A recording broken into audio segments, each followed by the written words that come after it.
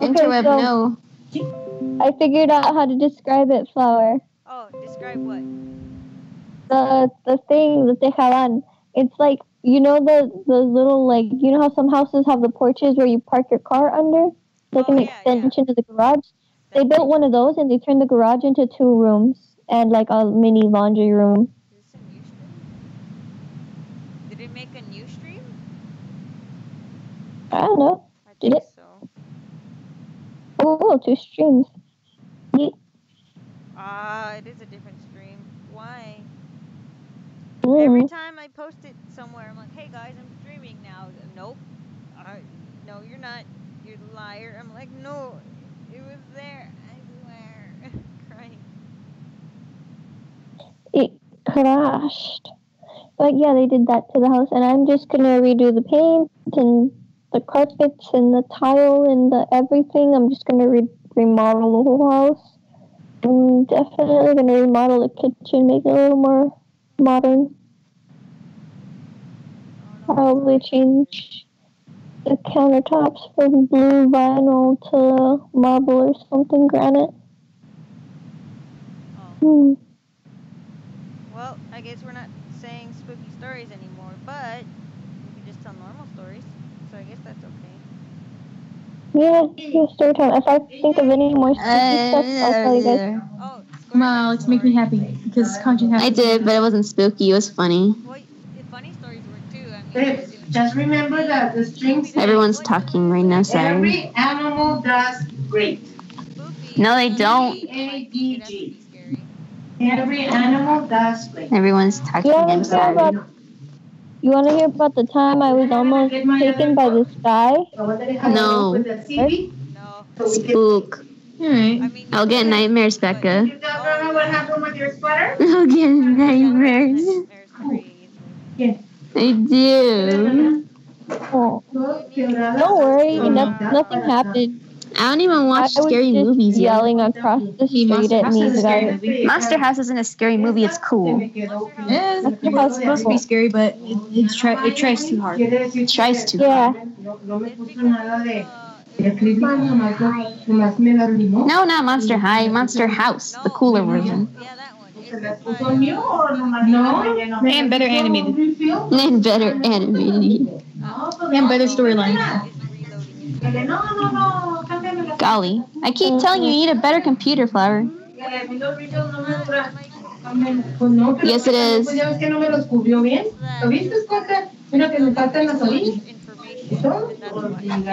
Well, what? Why did it do this? No, Skype doesn't need to update, you dumb thing. Why is this happening? What is going on? This is... Why? No, help. What is going on? Why? No, help. Just close this Skype. This is the old Skype. No. Stop it. Stop it. I'm so sorry. I have no idea what's going on. Can I just join? Can I join? Oh. What? Why? I just wouldn't go on it. Okay, now it went to the old Skype. I see. Throw the whole computer away. Do you guys want to see the duck I saw the other day? Do you guys want to see the duck I saw the other day? Yes. Oh my gosh, you drew the thing. I did. It's adorable. Let me send the duck out. It's a mama duck with eggs, and they even put a cone up so everyone will know that it's there, and they put food. Oh my gosh. I see deers and baby deers. I see you colored the cat. And what happened to its eyes? Oh God. I saw a real fox the other day. What happened to its eyes, Abby? Why is it colored? You made them look possessed. You need to send a picture. I love this little drawing you did. It's like great. What thing? What were we talking about? I was doing something else. Your drawing is great. Yeah, your drawing. It's already been done, but I wanted to do it myself. What do you mean it's already been done? It's the I thumbnail. saw the thing. You saw the thing? Didn't you see my responses on Yes. Skype of who made this? Are you super glad? I was in shock and I was very happy. I got joy in my feelings. How do you get joy in feelings? I have feelings? Oh my god. Oh my god. Oh my goodness. You have joy? Your ears look like Michael J. Fox did them. Oh my god.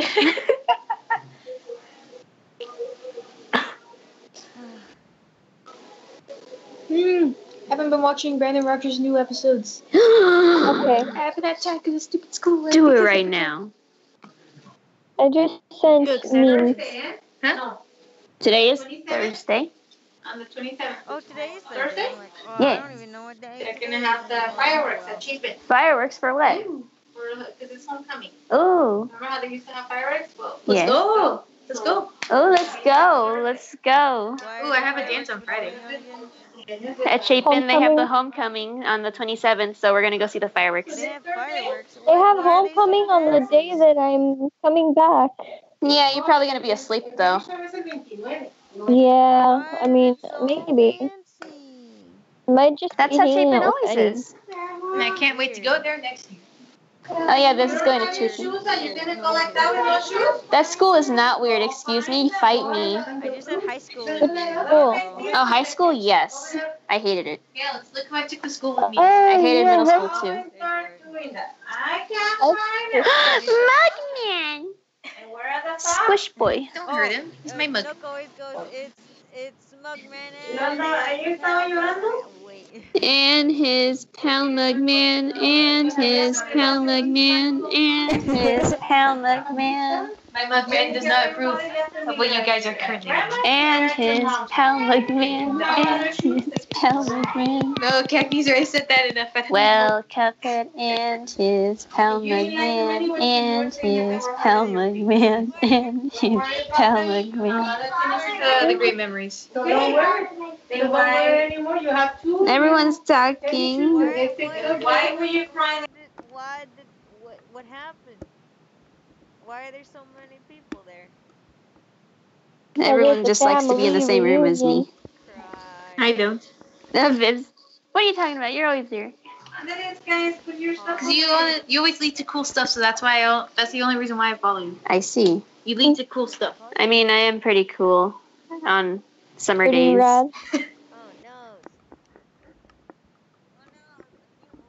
no. I wish that I could be like the cool kids. This is me right now.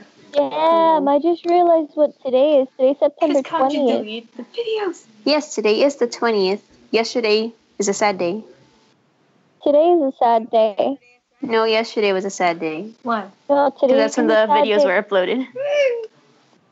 My mom would have turned 58 today. I thought the other day was her birthday. Well, the other day was her, like, legal birthday. Today was the actual day she was born. Her mom mixed up the dates with another baby. Ah, I see. Yeah, so the 14th was, like, her legal birthday, but the 20th was her, like, actual birthday. I see. They didn't want to get that like fixed. No. So I would have. she I've was been like, born on the excuse 20th, me, and she fix my died on the birthday right 20th. now. Fix my birthday right now. That's what I would have done. Video from Sleepy King. I would like to watch. That's Here's crazy. $20. Shut up and take my money and fix my birthday. She was born on the 20th, and she died on the 20th. That's insane, my dude. That's insane. I'd still do it. Too late now. True. Yeah, wow. Okay. Oh, Viv's got an ad. I didn't get. Well, I did get an ad, but it finished. Vivs, what are you doing? What? I got back into Pokemon Go. Where did the what go? I got back into Pokemon Go. Oh, Mr. Onengo. No, Pokemon Go. Fandango. Oh Do you my remember god, Alex. those commercials that would always play on the news? Alex, I'm not gonna buy you the new Keyblade they made off the Super Part 3. Stories. But the friends still remember it. Great. Oh, you want to spook a story? It was a dark and stormy night. And then... Alex tripped over a rock and I died. ran out of super money.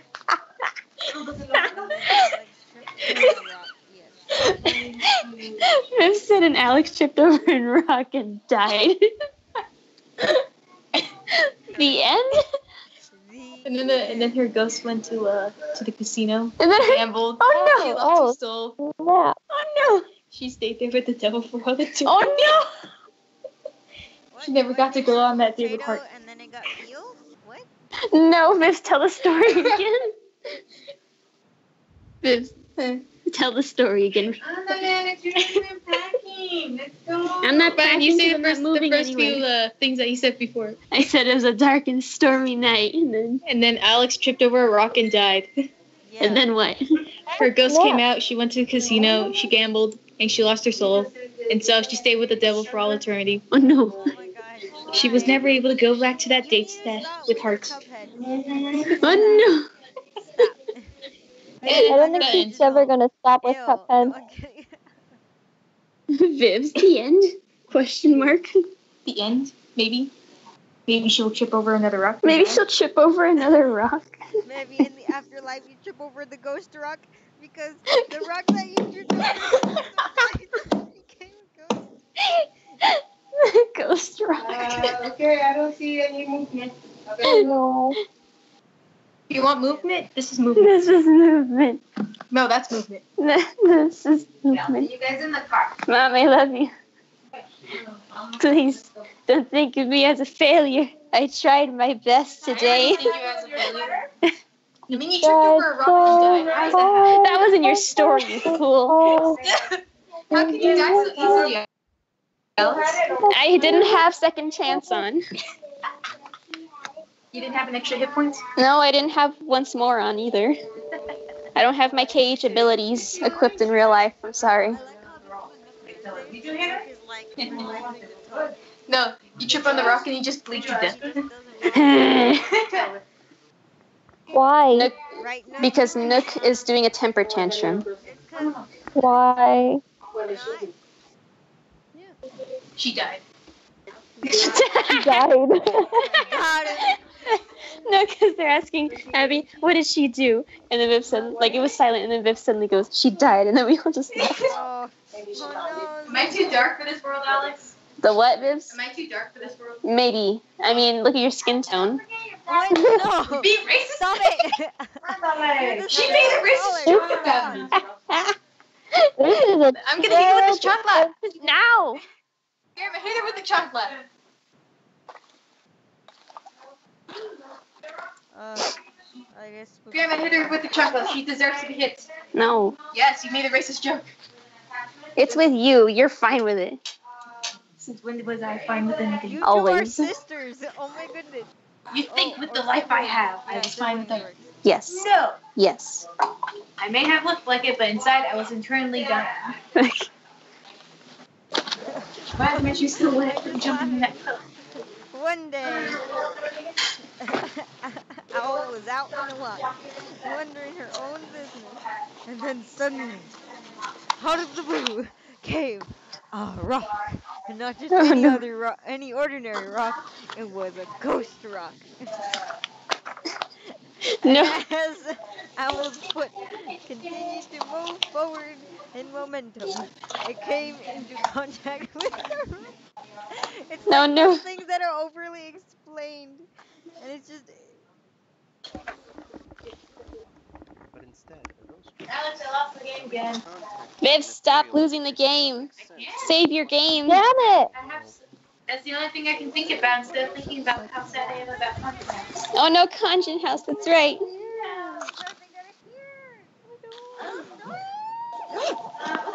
Ring, ring, ring. The phone is ringing. The phone will be right there. but they were all I'm just here playing Pokemon Go.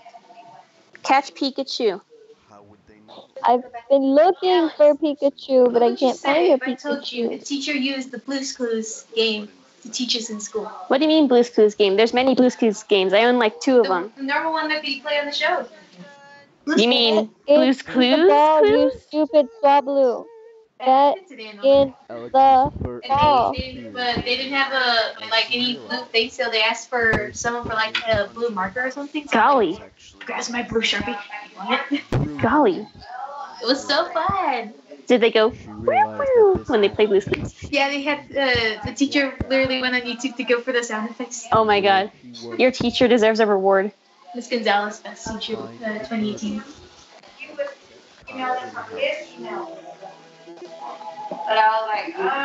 I'm walking. Did you hear any of that, Square? I'm walking out of the kitchen. Square. Ah! They've scared me. Square. What? You didn't hear anything that Nook just said. No, Viz was telling me how her teacher used Blue's Clues to teach class today.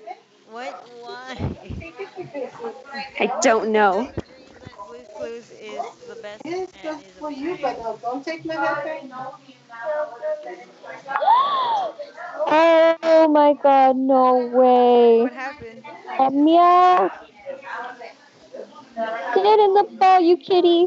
Good little meow. Stay in the ball, please. Stay. Oh, don't break free. Please don't break free. Were you I like taking Skitty pictures? better. What happened? Skitty's cuter. It's got pink fur. Pikachu. I know, but I... Oh, that's oh wait, no. Hey, please. Don't break. No, I like Litten because he's lit. Bad kitty.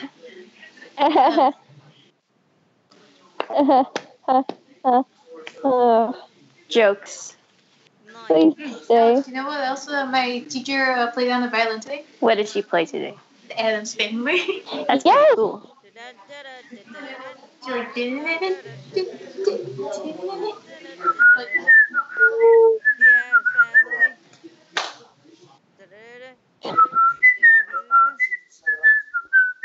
Yeah. Oh my god, Bulbasaur. Who's there? Bulbasaur. Underwear. Oh my god. Viz, you eat underwear? Ew. Ew, that's disgusting, Viz. No. Shut up. Delicious. Better than beans. I do not. Better than beans? What True. kind of conversations are you guys having? How crazy am I? Interesting one. Then that's how our No, conversations are. 11-teen. There you go. That's how crazy our 11, conversations. yes, beautiful. 11-teen is a real number. 11 is a real number. I will fight anyone who opposes. 11. Well, my math teacher said. I will Yes, it fight is. anyone who says otherwise. Alex, my math teacher said any number you can think of is a real number.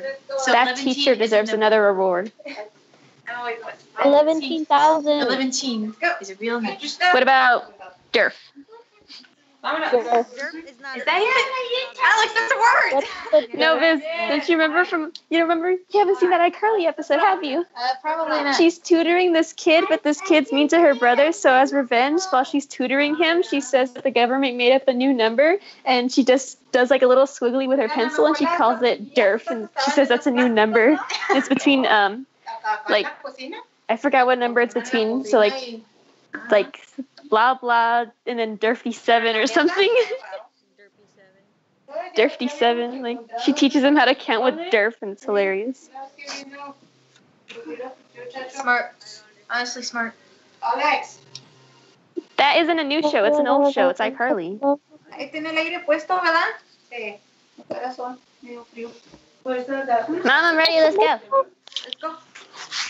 I have my, Okay, ya nos vamos. I'm gonna go home, I'm not home, I'm at my grandma's house. You were home all Want to along. go home? I wasn't home. Oh, yeah, I didn't know. Why do you think there's lots of people talking? I don't know. They wanted to go. People don't visit me, I suck. Sad. I was gonna say something, but it's inappropriate. Becca, no. So I'm not gonna say it. But it's gonna what? Becca, no. I was gonna say something inappropriate, but I'm not going to because I'm a good child. Of You are the not a Lord. good child. I am a child, I of the can't get Lord. over the broccoli. It's just, And how are you gonna carry your I'm water? How are you gonna broccoli. carry your plate with It's the like cheese? it's like this Huh? Spanish Back in your chef pocket then, right? showing Put off. my water in Look there. at this broccoli dude. I'm saying put your. This broccoli boy deserves to be That's actually destroyed. what I was thinking in my head. I was thinking, You're not gonna hey, use your in my iPad in head. the car, are you? Destroy- No, I'm gonna use it for music, but sure, I would guess I'm. Tell a How are story. you Flower. gonna carry your cheese? Huh? Who? Huh? Are you gonna take an elote too? Becca, I like elote. Becca. Yeah. Drop it. Do not Oh, drop my chile. if you want, I'll draw you a If you vegetable. can eat You just that, need you to can send eat me a enchiladas. vegetable, and I'll draw you a vegetable person. If I were a vegetable, what would I be? A flower. What vegetable would I be, Nook?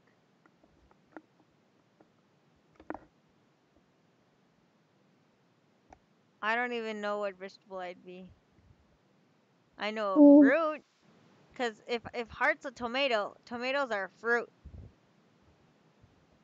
Well, what fruit would you be?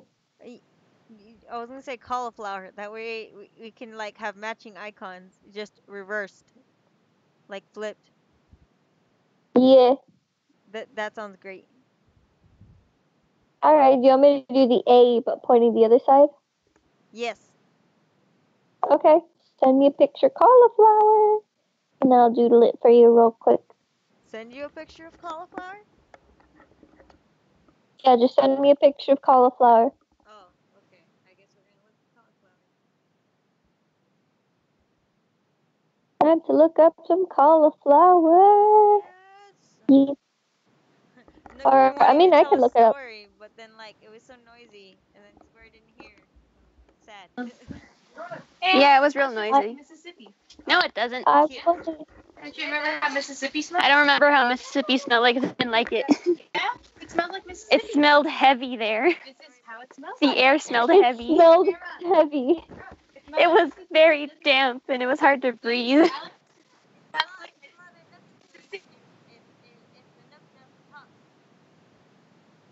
Hello That's it. and welcome Even I know how to Hi. the Nook Thursday. Welcome to Treehouse of Horror 12 million. Okay. My chili. Why is that funny to me? funny. Yes, it is. Why is that funny, Alex? It's like, out of all the things you want someone to hold for you, hold my chili. Hold my chili. Instead of saying hold my beer, it's hold my chili. Hold my chili. You texted.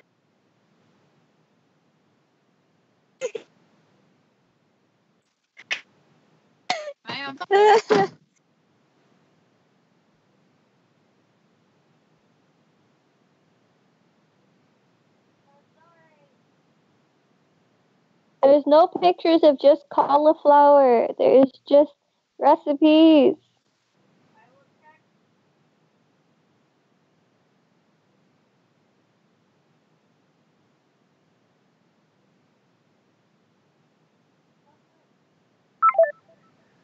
Once upon a time, long, long ago, before you and I were even existent or thought of, Oof, there spooked. was once a tribe of people out in the Amazons. But during that time, it was not a lush green rainforest, but instead a harsh, arid desert. However, just like many deserts of our time, this desert had many oases scattered about its harsh, blazing surface. But during those times, things were not always understood. And just like our time, things don't always make sense. It was a sunny, hot, and sweaty day for a young man inside of this village. Why are you saying it like that? The young man went out of his way to approach the nearest oasis. The cool, crystal waters splashed up against his bare, chafed feet. He was a young man, not but 12 years of age, and his tribe had a legend not to go near the oasis. For in the oasis there is life given, but only because there is life taken away. The young man didn't heed the words and stories of his elders, and headed off, splashing around in the cool, refreshing waters of this crystalline paradise. However, Why are you saying it like that? like many, many days, this one had to come to an end. He was about to head out, back towards his village, when a vision crossed the corner of his eye. He looked back to the rippling surface of the oasis to see that the rippling surface was as smooth as the glassy sands of the desert. And upon that still mirror of water, he saw an image, the image of himself. It didn't make sense to the boy, for mirrors had not been yet invented by man, Mm. that his image would be across the edge of the water. The image then moved, he not knowing that images, reflections, should not move upon their own agendas, was unstartled by this occurrence. The image of himself moved and danced elegantly across the water's mirrored surface, and the young man thought it funny to dance along with it. As he danced and danced, time slipped by, and night had started to fall. It was at this time that the boy started feeling fear. What would the elders think? What would his mother say to him as she would scold him for being late? Would he even be able to make it home? For in those times, night was the time where danger came out, and appropriately so, for the young man had been caught into a trap. A still black figure started to emerge from the reflective surface of the water. A beastly demonic form came prancing out of the water, as if to continue this morbid dance he started with the young boy. This figure then grasped the child by his shoulders, turned him around in fright, and stared him with black eyes through the boy's very soul. Grasped so deeply with fear, the child could do nothing. He could not breathe. He could not blink. He could not see. But all he understood was fear.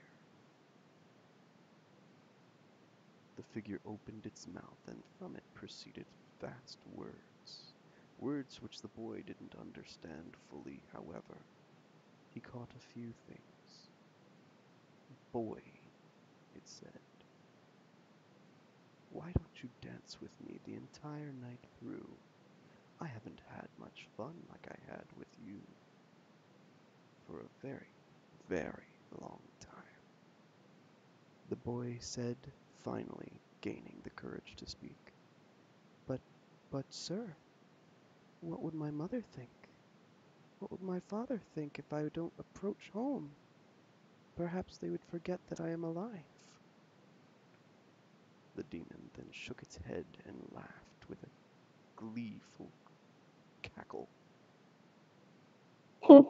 It then looked deeper into the boy's soul and said, "My dear boy, fear not for the night, for here we shall dance and play, for here life does not matter." The boy was at ease at that point and started dancing with the devilish figure, the shadow that stood upright. The boy, come sunrise, woke up as if from a long dream. The figure was gone. The oasis water shimmered and glistened in the morning sunlight. The boy then rushed home, but as he neared the edge of the border of his village, many of the people guarding the village yelled and screamed, throwing spears and crude weapons at him, as if to ward him away. The child was so confused. How could he have been so naive as to stay out so late to make him be hated this much? Then, as he approached the oasis edge again, he looked in the mirror of the water and saw that he was no longer his former self. He was frightened out of his wits now, seeing that he resembled the figure that emerged from the lake before. How could this have happened, he wondered. I was only dancing and having fun. And the words of the elders echoed in his brain, painfully echoing within his mind. The oasis takes life, even though it gives it freely. Do not stay there, they yelled at him.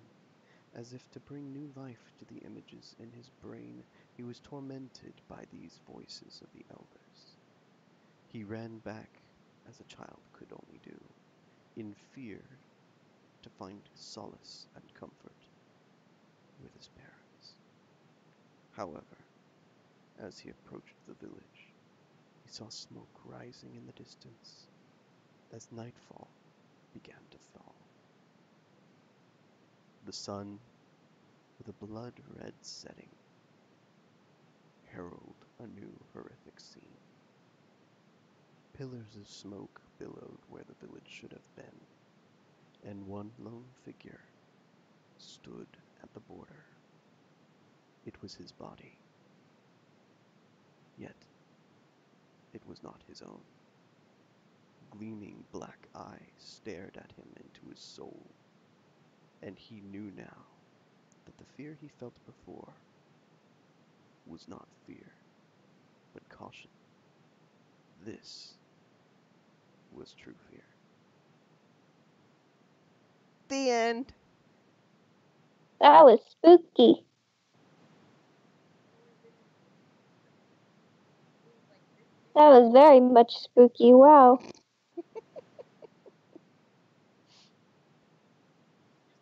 should just always be like Nook story time. And then like just tell stories. Just me telling stories? Nook ASMR. Nook ASMR. I'd watch that. Hmm? I'd watch that. Nice. Like Nook story time. Yeah. You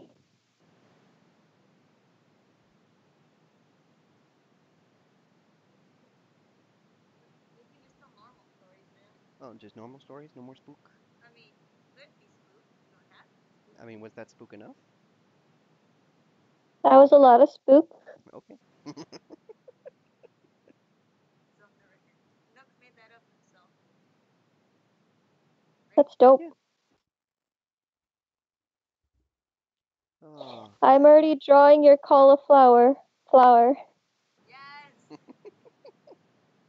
cauliflower. I'm so proud.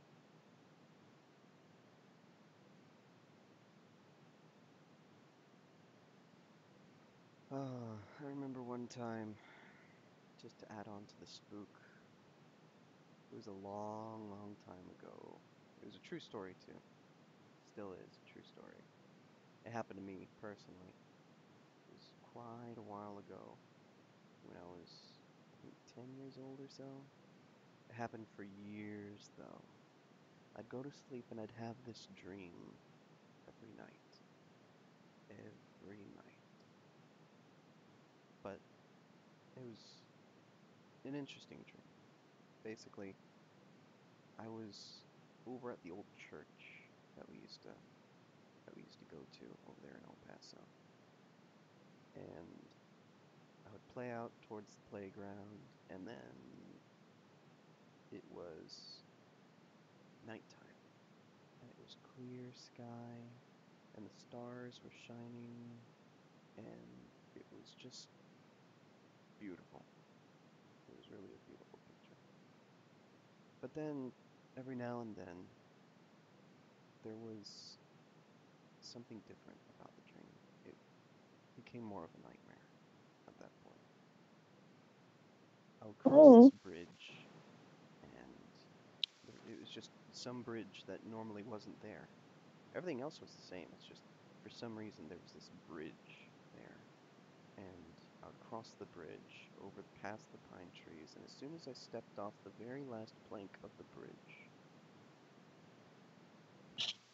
I would be teleported to some sort of realm.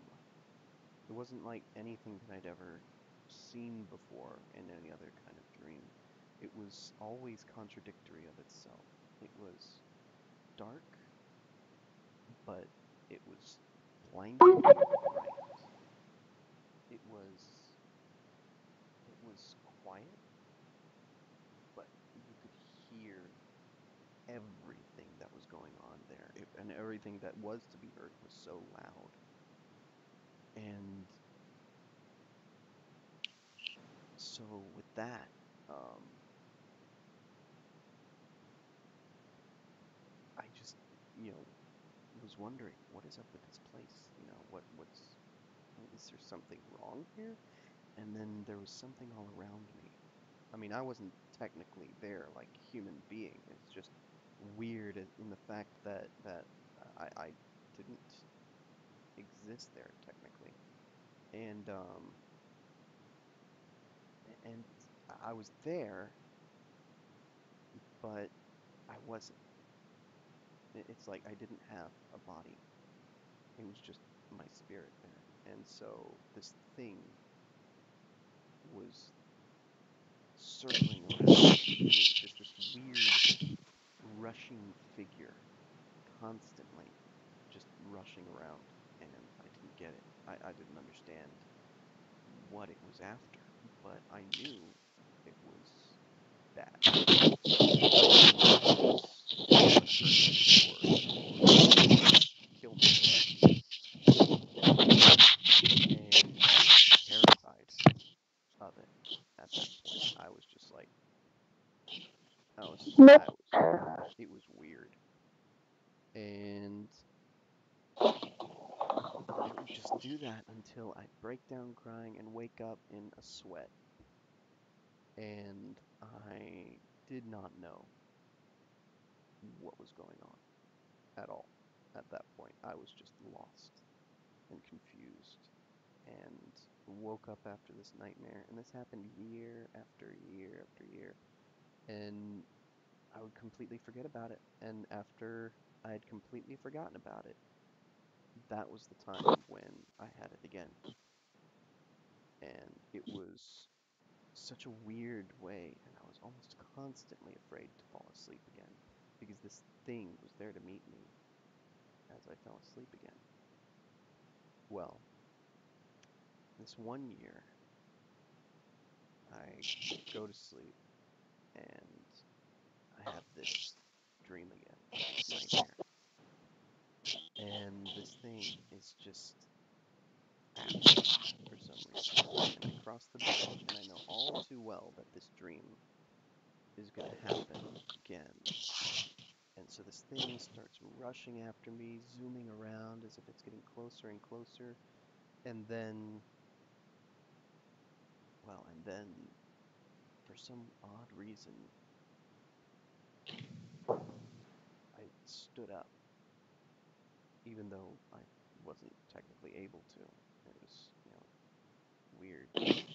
I stood up and I told it in the name of God. And as soon as I said God, everything started rumbling afterwards. Every word I said sounded like millions of pounds of dynamite going off, as if an avalanche was rushing down, along with a tornado and hurricanes all at the same time, as if all the destructive forces in the world were echoing and rumbling with every word I said afterwards. And I said, in the name of Jesus Christ, I command you to leave and never return. And the demon that was circling around exude such terror that it disappeared entirely. And the entire Right. room that was melting shook with That's great crazy. force. You went to purgatory, or at least first level of hell. And then the entire place disappeared. And I was there, out in the back of the church, and the bridge was gone. And I've never had that nightmare ever again. Well, you went to hell. Nope. Or at least you went to purgatory. No. If it was purgatory, it'd be worse. Mm. Or you went to some alternate dimension or some shit. Your church is, that old church is a portal to an alternate dimension. It was a dream. Hey, dreams can be reality. It's just subconscious taking over. No, but it was just I'm one of those sorry, I'm things. a... I mean, I've experienced and come across demons before. It's not something that I like coming across a demon, but I mean, I've actually seen and come across demons before. You know, it's not it's not a it's not a pleasant thing. It's this probably one of the scariest things you could ever come across in your entire lifetime. You know. Mhm. And so it was definitely a demon trying to make me just scared. It was just a demon of fear. And it was just taunting me every single time, trying to make me scared and stuff like that. And one of my biggest fears back then was aliens. I mean, I freaking hated Mhm. E.T.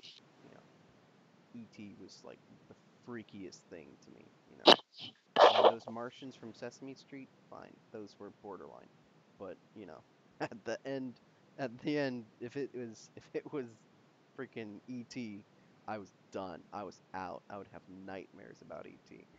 But this thing was even Oh, scarier than that, you know. This thing was just the I, scariest thing that I've ever come across, and I realized that it was there inside of my dreams.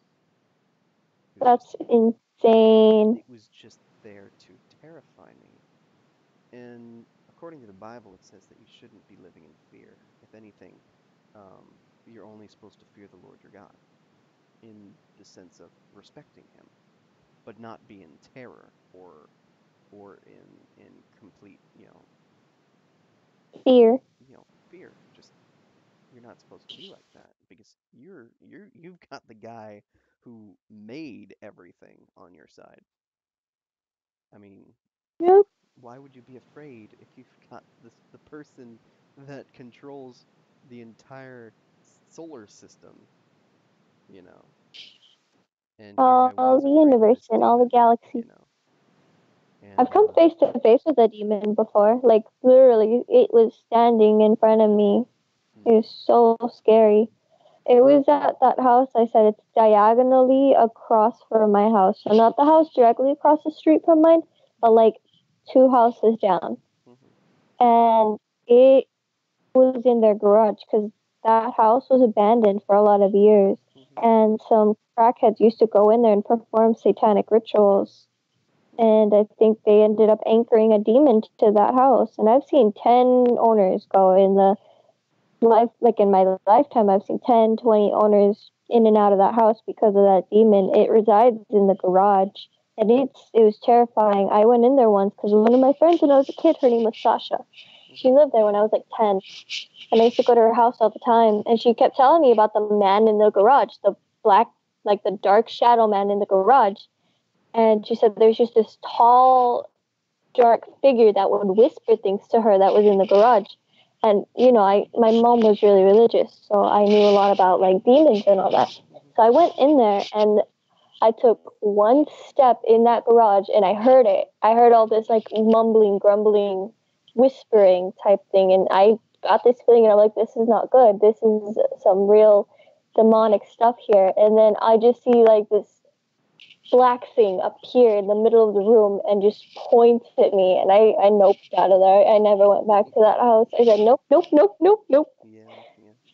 That house is scary. I'm never going in that house ever again. I don't even like walking by it. If I have to walk down that street, I go across the street, or if not, I go to the next block over, because that house is spooky. Like, you even get the feeling when you walk by it. It's just that terrifying. Yeah, yeah.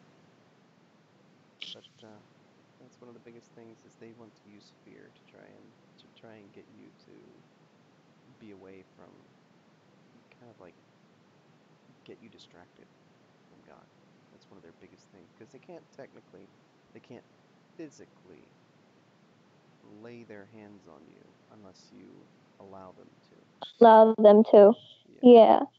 It's just, I was a kid. It freaked me out so much that for the rest of my life, I'm just kind of like wary of that house. Yeah. I'm not really scared of it anymore. I'm just kind of wary of it. I don't want to really go in it Mhm. just because I was so freaked out as a little kid. Like, I went home crying to my mom, and she just told me to just don't go in that house. That's all she told me. Just don't go in that house. Yeah. And she like prayed for me, and she prayed for the house, and she prayed over our house, protecting it. Mhm. Yep. Spooky stuff. That that was some spooky stuff. Of course, it wasn't But I mean, the I'm a last time that I ran into any kind of demon too. mm, I mean, there was other ones like over in Mexico a lot too. We'd go in oh and yeah. we do mission trips. Um, we worked at a Bible Mm, training ministry, but we did kind of like we had stuff over in Mexico, like little puppet shows and chalk drawings I and stuff know. like My that. mom used to do that stuff too. And so The misionarias, the missionaries, when you would go on the trip and you go help and you'd go preach and pray and yeah, do the it little was things similar for the to that, people. yeah. But we took these big Greyhound buses, and it was like we were out of there by the night though, and we did that every week, 5 days a week, um, for the entire summer, basically. And Mm, we were there for 17 years, and that's generally what we did every year. Um, and until recently, we did Navajo stuff. We went to a Navajo mm, reservation over there towards New Mexico, and we kind of do the same thing, except we do more outreach instead.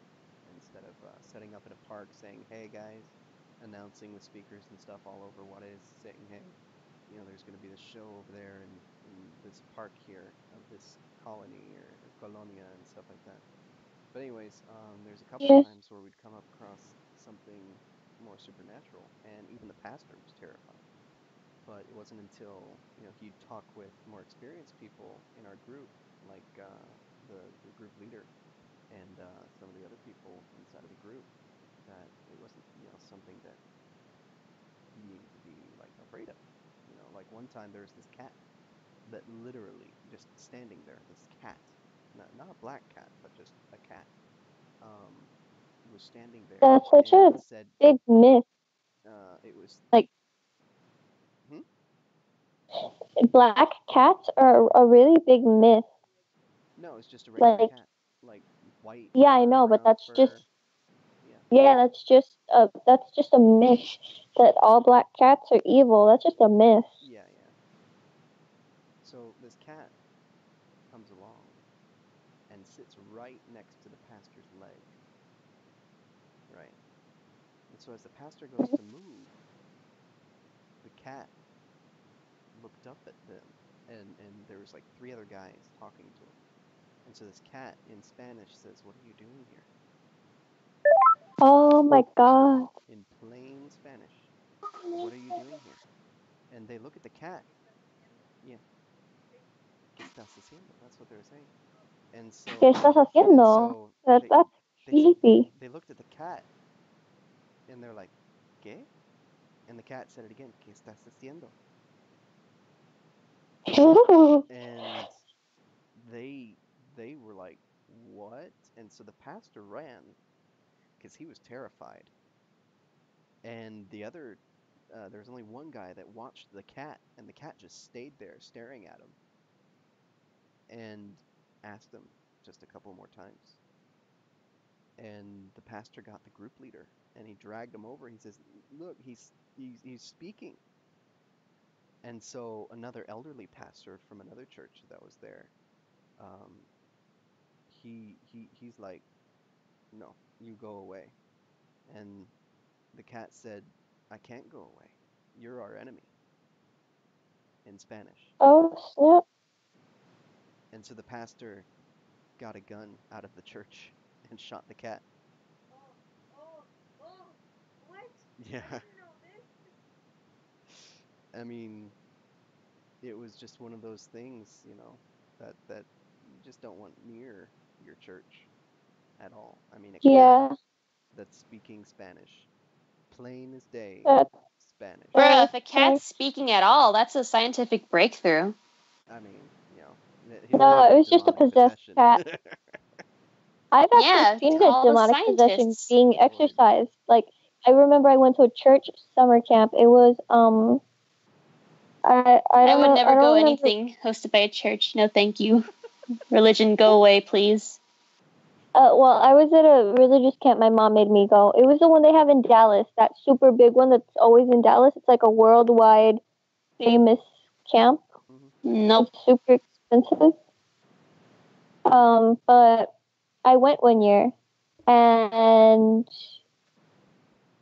like the girl, she's sitting right behind me. They started like the first night there. They started doing like the praise and worship and all that. And the girl behind me just lets out this scream, this otherworldly scream, and she just starts screaming, and she falls on the floor, and she starts screaming and talking in a whole bunch of like language, like jumbled up language. And a whole bunch of the senior like pastors and all the people that were there surround her, and they just start praying for her, and she's like sitting like on the ground between the seats, contorting, and it was terrifying. I was like, oh Throw my god, holy water. oh my god. One large holy water, please. I was looking at her, and I was just in my head. I was like, "Oh my Jesus Christ! This girl needs some Jesus." She needs more Jesus than Jesus can provide. And she just kept. I don't know. Ask Jesus. She just kept saying a whole bunch of things, like a whole bunch of really scary things, and I was like, "Oh my goodness, this girl is gonna kill somebody." I believe it. She kept saying a whole bunch of like curses to people, like to the people praying over her.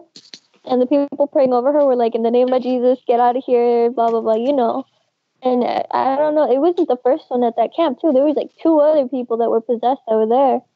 It was so crazy. So were you sent there because your mom thought you were possessed? I think so.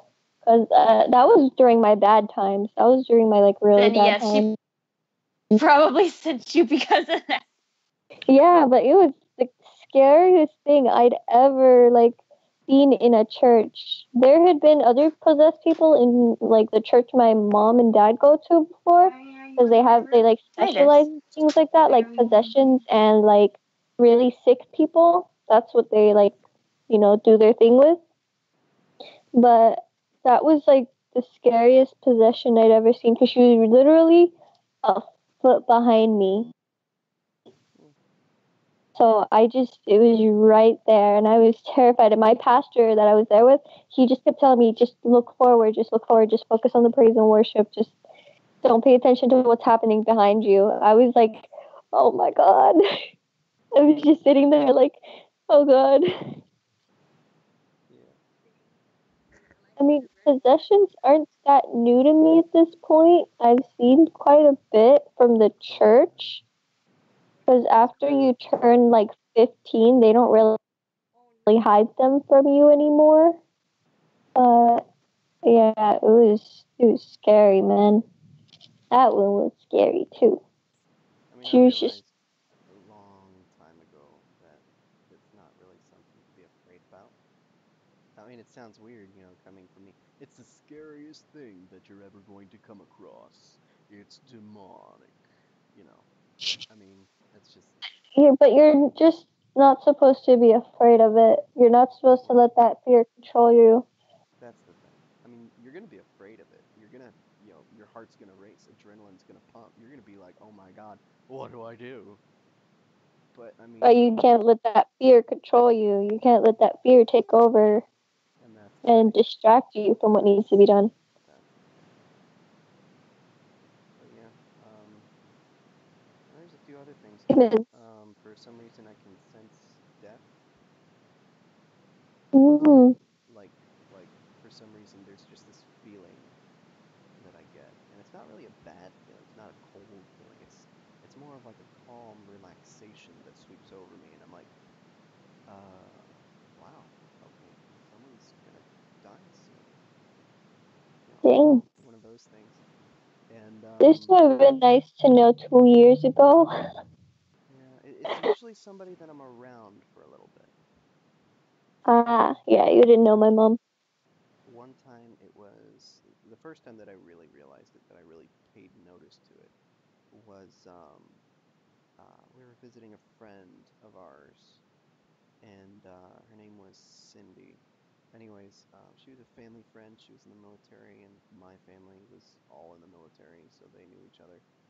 And so what happened was she was helping her early onset Alzheimer dad, and she was helping him by letting him live in her house, right? Well, she was so nice that she let a lot of other people that were in the military stay in her house too.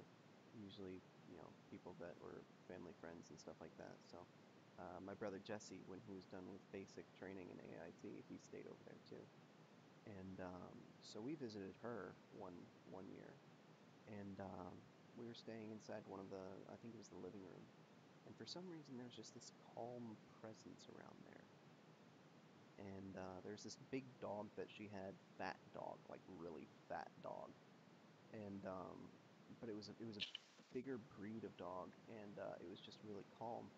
And when I thought I saw something move, I got up, and the dog woke up with a start and started wagging its tail.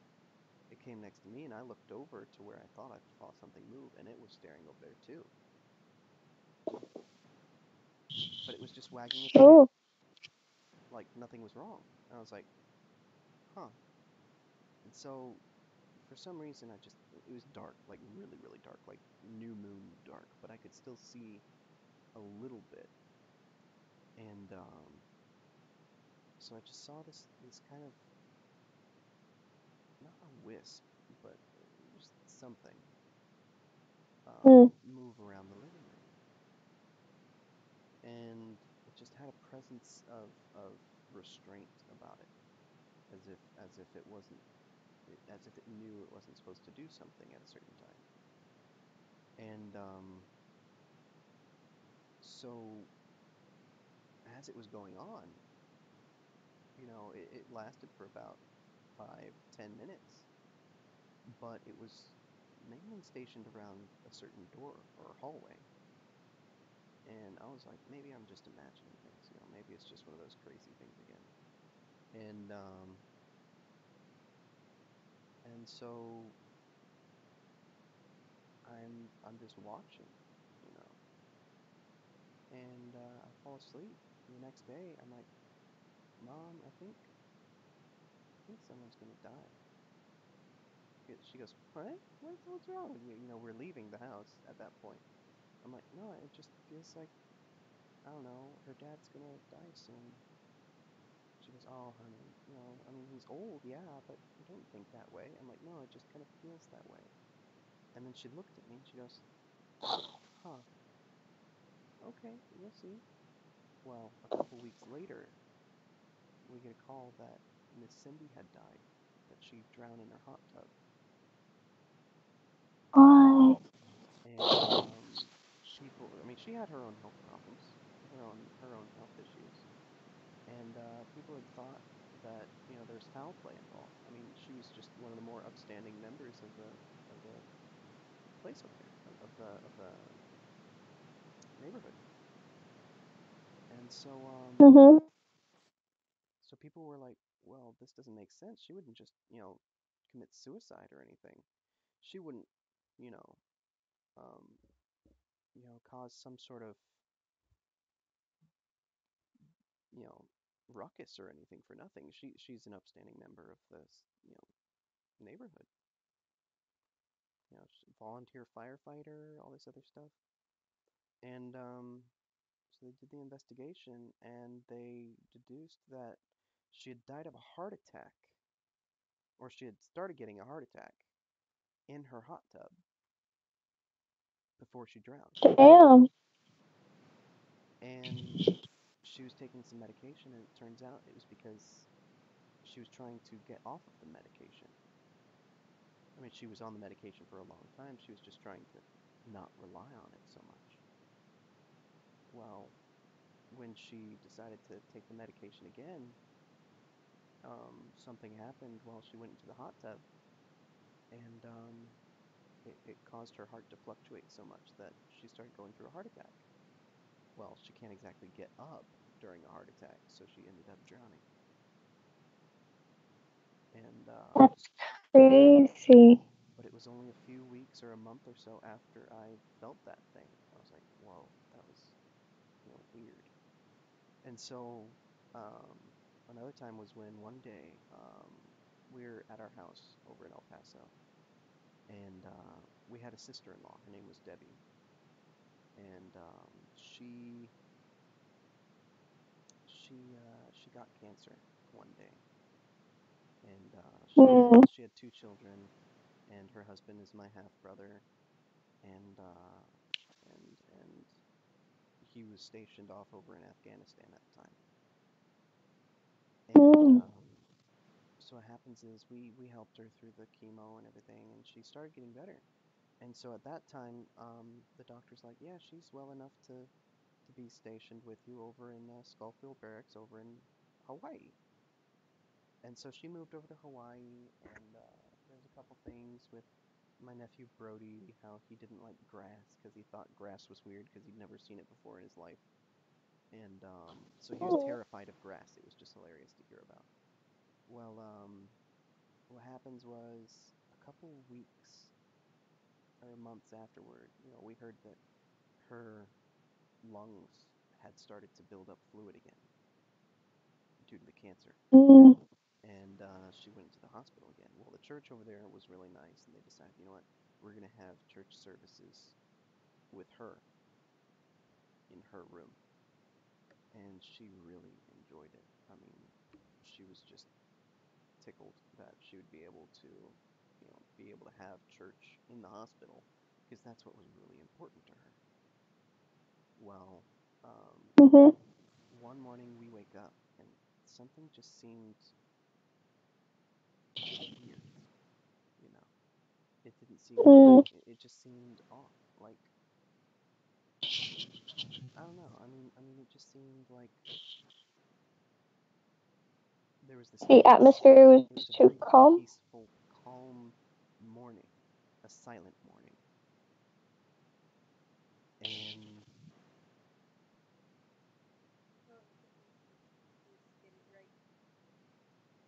no, Sean wasn't stationed at Bliss at the time. He was stationed over at the Skullfield Barracks over in Hawaii. Yeah. Anyways, so um, we get this call, and what is Shane saying on the chat?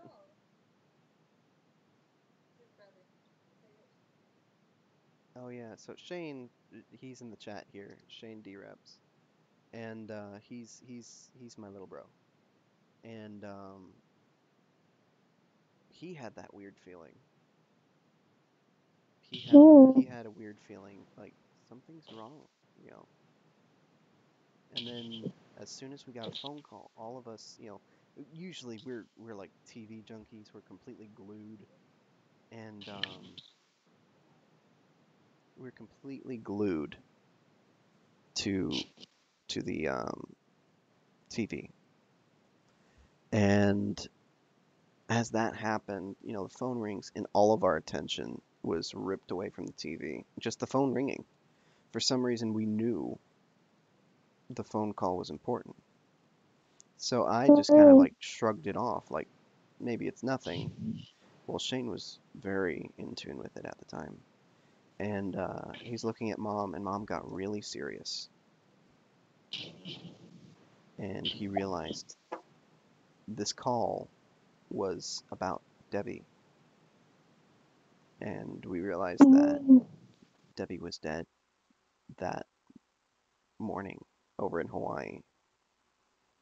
That she died of asphyxiation.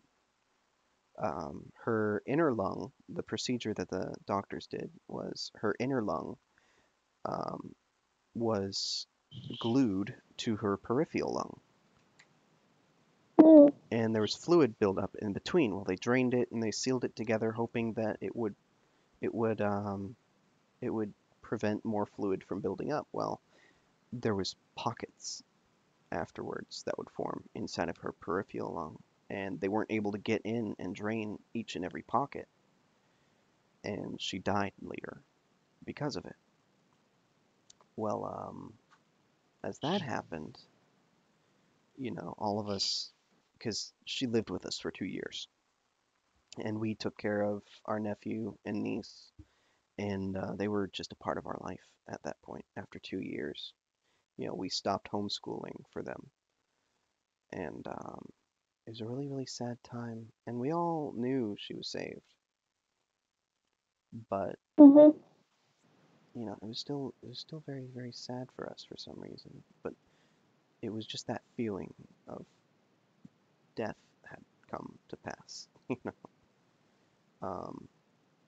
Yeah. Oh, what other times was there? Not always death, but oftentimes like a connection for some reason. I had this cousin named Jamie, and we had never really met at all.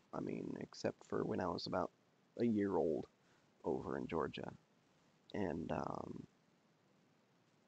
so what happened was for some reason, I'm just like, Mom, who's cousin Jamie? And she's like, oh, it's just one of your cousins. But she didn't realize that, I knew cousin Jamie for some reason. For some reason, I just out of nowhere just knew who cousin Jamie was, that she was my cousin, you know. And I'm like, could we pray for her? Something seems wrong. Well, turns out after weeks of cousin Jamie not getting into contact with anybody close to her, and we realized that she had a run-in somehow. She lived in an apartment building, and there's this guy that just came across the apartment buildings and started banging on doors and stayed banging on hers for quite a long time. And she was afraid to leave, her apartment building for work that morning because that guy had come across and just banged on the doors. And she didn't know who he was. It's just, he was just there for good 30, 45 minutes just banging on her door. So she was scared and she was crying and she was just there with her door locked, wondering, what do I do, And so anyways, it was just months after I had asked about cousin Jamie that that happened. Or it was months after that we found out that happened. That's what it was. Hey, Mika! But for some reason, it was just. It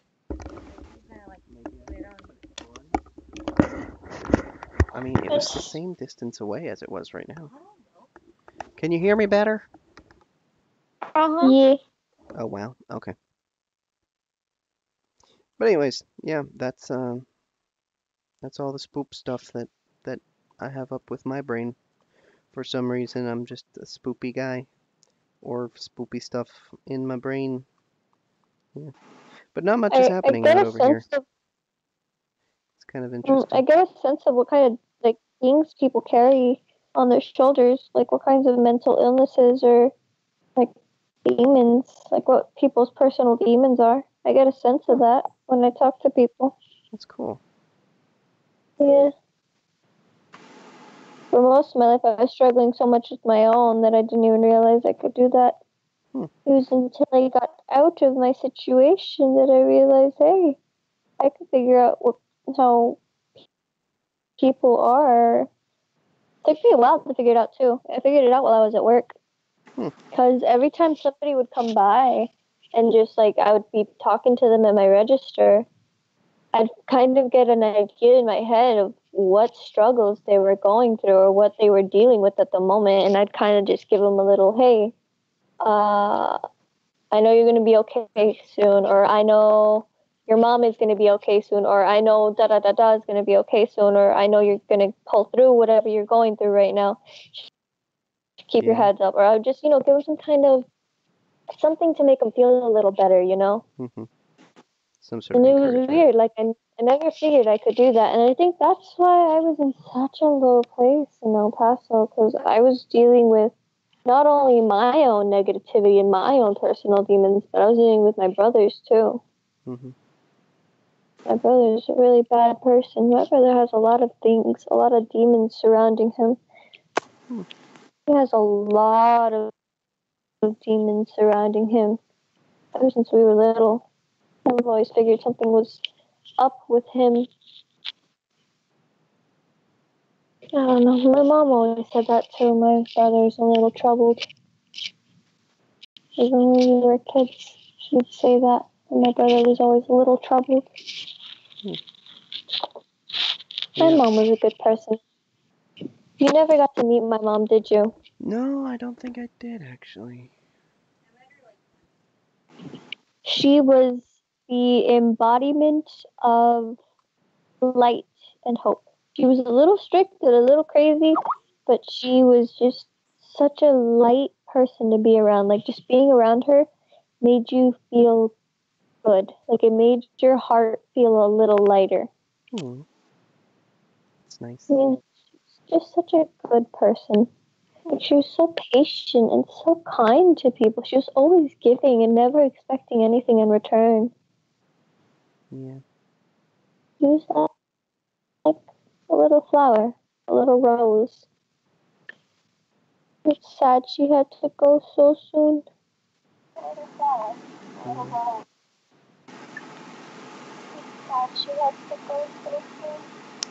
little echo. Yeah, just a bit. That might be me. His mom's on hers.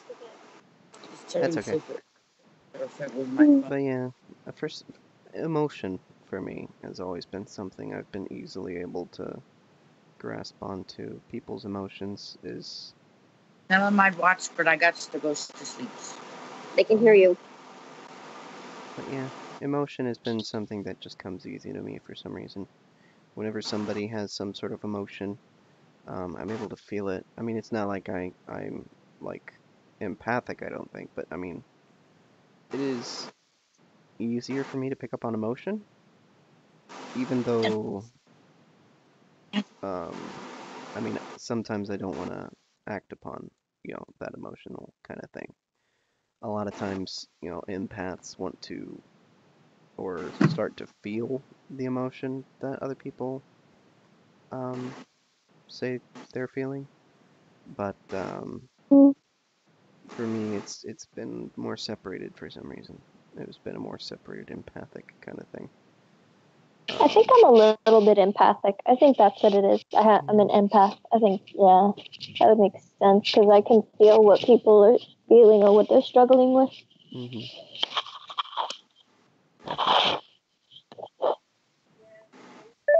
So.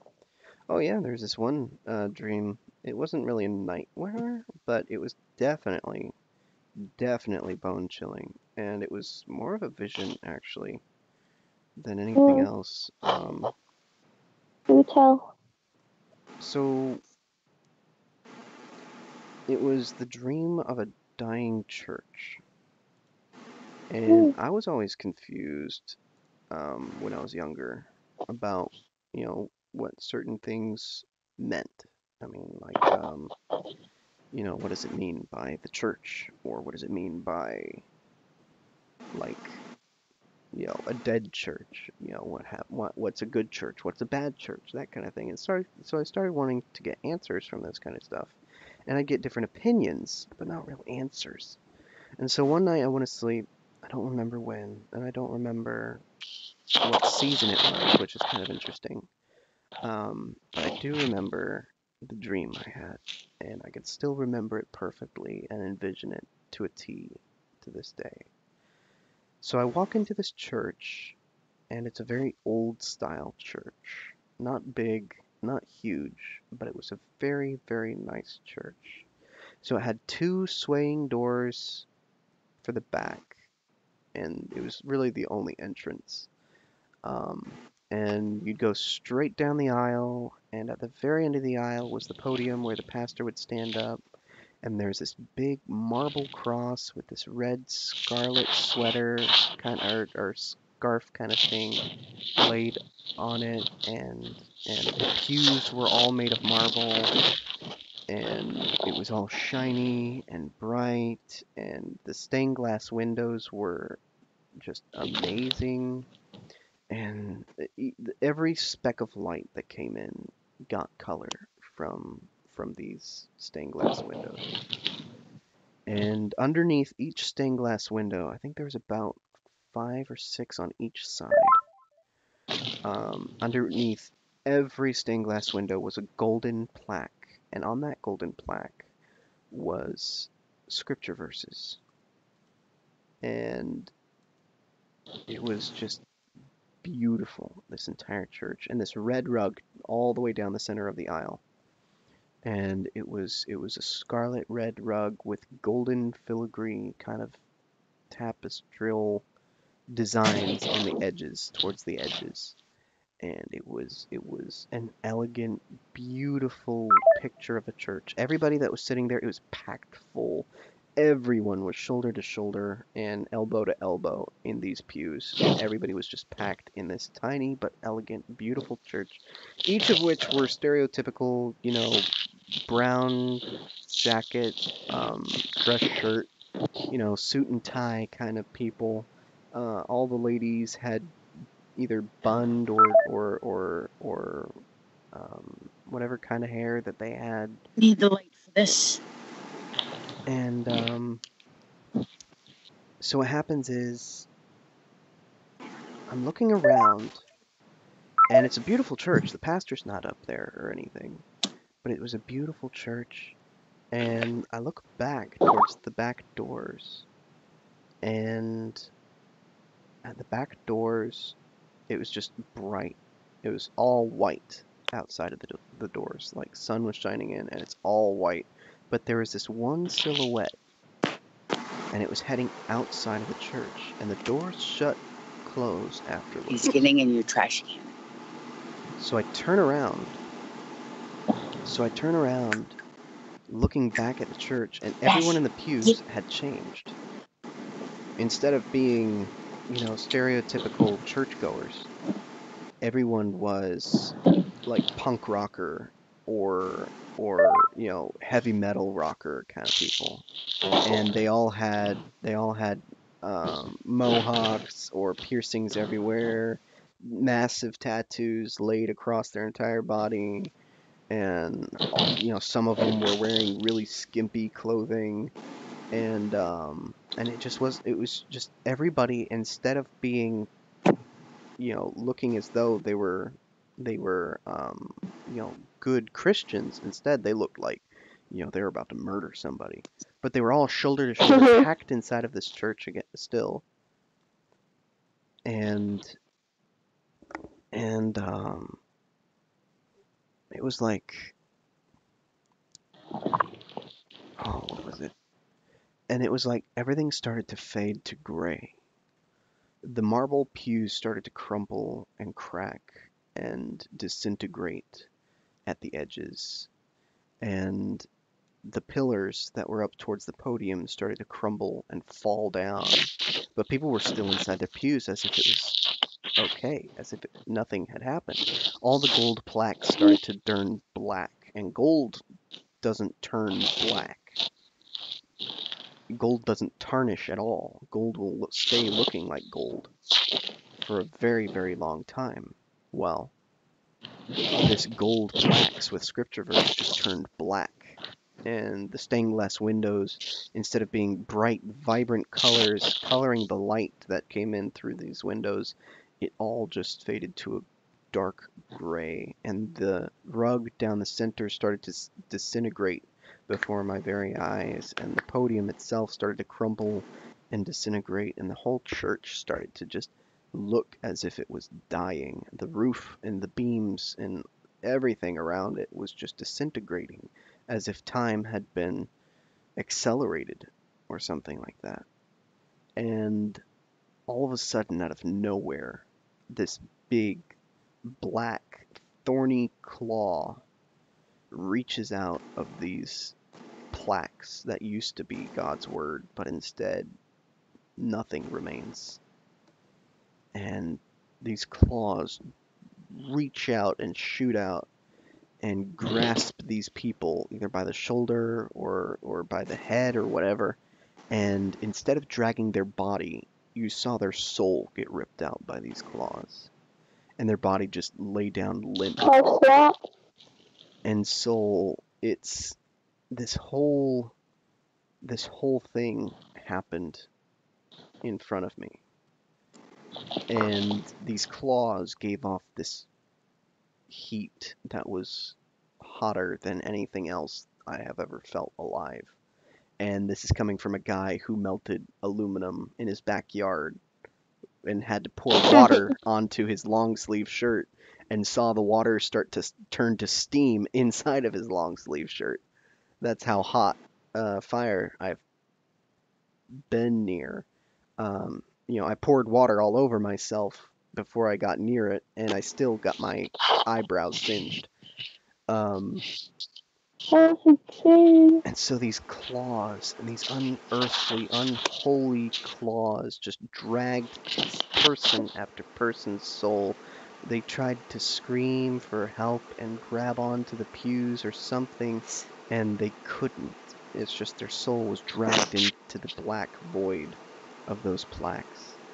And soul after soul after soul after soul, and people were running or trying to escape, but couldn't. And so I was here at the very edge of this pew, and I saw one shoot out towards me, and I cowered behind this pew, and I felt that heat, and it stayed there as if it was trying to get to me, and then it sucked back into the wall. Nobody was in the church after that.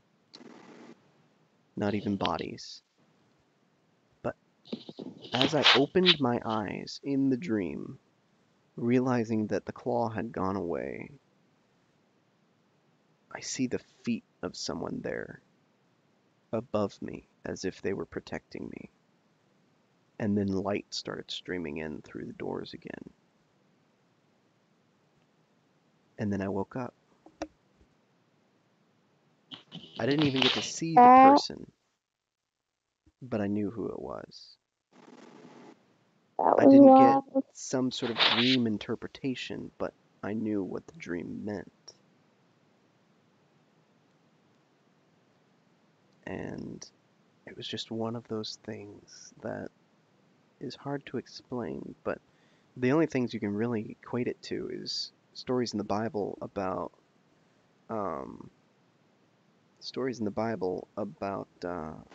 like people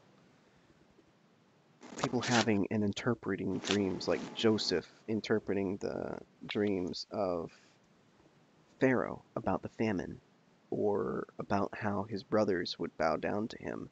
But his dreams are always some sort of symbolic thing, And So when I had this dream, I realized each and everything inside of this dream meant something.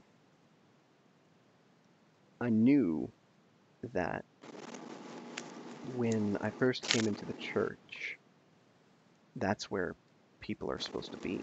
That's where people are hearing God's word. But I realized as soon as the person left the church, that person being Jesus, as soon as God left the church, it became dead. That people that attended the church expecting some sort of religious freedom or some sort of, new life were all just dead. That the world would come there looking for hope, but instead it was more like a graveyard because Jesus and God weren't there. No more of the word was being preached. No more, scripture. It was all humans at that point. And so as the church started to disintegrate, it was a symbol of how the church dies after God leaves. That no matter how hard you try, no matter how many people you gather, no matter how new age you get to appease people, it's still not helping them. It's still not witnessing to them. It's still not saving their souls. Instead, you're just leading them to their graves and their own demise. And those black claws that were coming out and sucking people's souls in were lies. It was just, that's what was happening. That their souls were being dragged out by lies. If you believe that your life will turn around and you believe in Jesus, then you too will be saved. New age preacher stuff. Yeah. Okay, it's very late and I'm very tired, so it's midnight. Right. It is getting pretty late. I'm so sorry to do this to you, but I'm exhausted and I need sleep. I haven't been getting any sleep lately because insomnia and depression and stuff. Yeah, well, you know what? I'm gonna knock out. You know what? You sleep well. Sorry about all the spooky stories before bed. No, it's actually like the sound of you talking made me fall almost asleep right now. I almost fell asleep on you. I'm so sorry. Were you there during the stream when who was it? It was Spencer or Pencer. Were you there during when Pencer fell asleep while I was talking? No, It your was one of the voice Nook is Thursdays, and Pencer very just zonked soothing. out. It was hilarious. Anyways, good night. Your voice is very soothing. Good night. I felt myself starting to fall asleep, so I was just like, I should probably go before I fall asleep. Yeah. Apparently, I mumble weird things in my sleep, so I should sleep without being on a Skype call. Yeah. Well, anyways, night. Bye. Be safe. Thank you for the stories. Yep. And I'll probably be still talking a little bit, so you could probably relax and, listen to the live stream as I luxuriously explain stories and put people to sleep as I, the Nook, master of the snooze, start speaking. I don't know. But anyways, I'm gonna go now before I fall asleep. yeah, if anyone else wants to scare spoopy stuffs, that's okay too. Just no profanity or anything. No profanity on the stream. But yeah. Exactly. Only the hecking good boys are allowed on this stream. Hecking good boys. Boy vey. Yep. Anyways, what other stories would we like to hear tonight?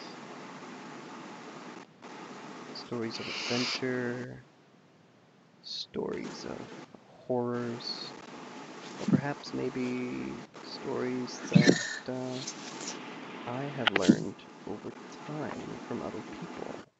For instance, being the Nook doesn't mean that I'm just a guy who calls himself the Nook for some weird and odd reason. Being the Nook means that I am indeed a Tanuki.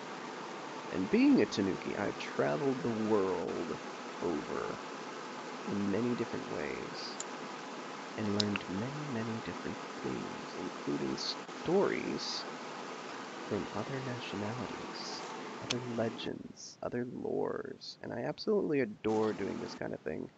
Just learning about other cultures from their legends and their history, like over in Siberia, how there's these people that used to wrestle tigers, or stories about how this one nation was made into the mighty empire it was because one man shot a magical bow and saved an entire nation from being impoverished and stuff like that. It's just something cool that I always like to do. And I always like putting people to sleep for some reason. I like making people feel so relaxed. He was playing with the stethoscope. That they can sit inside of their bed or their chair and they can lean back and listen to the stream and hear and relax to the point where they feel safe and they fall asleep. I absolutely adore doing movies. When I was young, sleep was something that was hard for me. I was a night owl when I was younger. I constantly wanted to stay awake, and I never wanted to fall asleep. One of the reasons was because I was a jerk and wanted to keep my mom up when I was younger. I mean, you know, Mom, I can't fall asleep. So I try and jump into their bed and just end up jumping around and, getting a spanking and then getting sent back to bed. But, I don't know where I'm going with this kind of rabbit trail here, but that happened. I was always somebody that didn't really like falling asleep. But I realized that when I did start falling asleep, I would have dreams. Not always spooky, like I had previously stated on the stream. Not always meaningful, like that last one that I just told you, but some were just amazing. Like I would have adventures in my dream that would last years on years on years. Like I would be in space and I would be the captain of my own ship. Or I'd be a cowboy roaming the West. Or maybe even a monster hunter that I would just go around countries of the world and hunt these creatures of darkness and be a hero wielding a magical sword or something like that. And I realized at an earlier age, and I didn't realize until later what it was called, but I really realized that it was called lucid dreaming, where you realized that you were in a dream. And I would be able to remember these dreams because they were so real to me. And it's something that I lost somewhat recently, actually. I mean, you grow up a little bit, and I'm ashamed to admit that I actually grew up a little bit.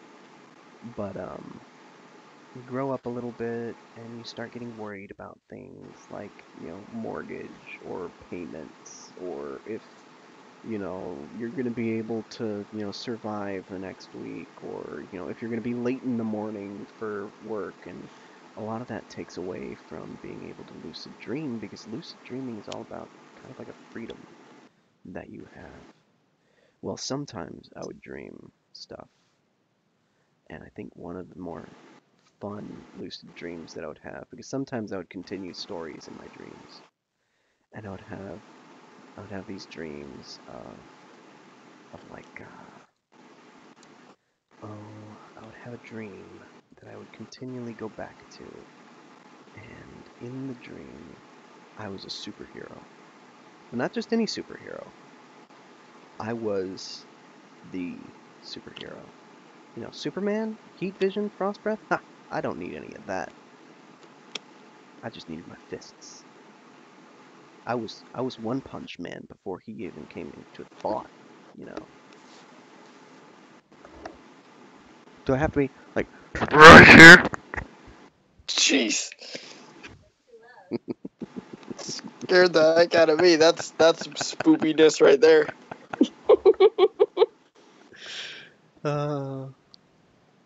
And I was the superhero. I was the one that saved the day. If anybody was in trouble, I was going to save them. It didn't matter if there was a freaking huge Godzilla-like monster out there in the cityscape. I would punch him down. And I remember one of my favorite things was becoming somewhat like the Hulk. And this was before I knew about Shazam, actually. You know, you look at the trailer for Shazam, and he just a kid that just says Shazam, and then boom, he's like this big, hulky, muscular superhero with freaking, costume and everything. Bulletproof. He's got, static electricity powers, stuff like that.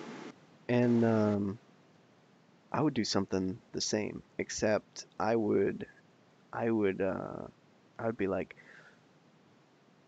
focusing inside of this dream, and I would focus so hard, and I would focus on becoming strong. And so I'd get all bulked up with muscle and everything, and then I'd fly and jump towards this creature that was threatening people, and then I'd just punch it in the face, and it'd go falling over, but it wasn't dead, and it wasn't over yet. No, I had to calm down and control myself, because if I got too excited in my dream, the dream would be over and I wouldn't be able to save the day. So I had to do things a little bit differently. And I remember having those kind of dreams, and it was always something that I loved as a kid. But growing a little bit older, I realized that sometimes it's hard to sleep. Sometimes it's just something that you're not able to do easily. And so what I did to give people relaxation whenever I could, and I didn't remember it until we started doing the Nook Thursdays again.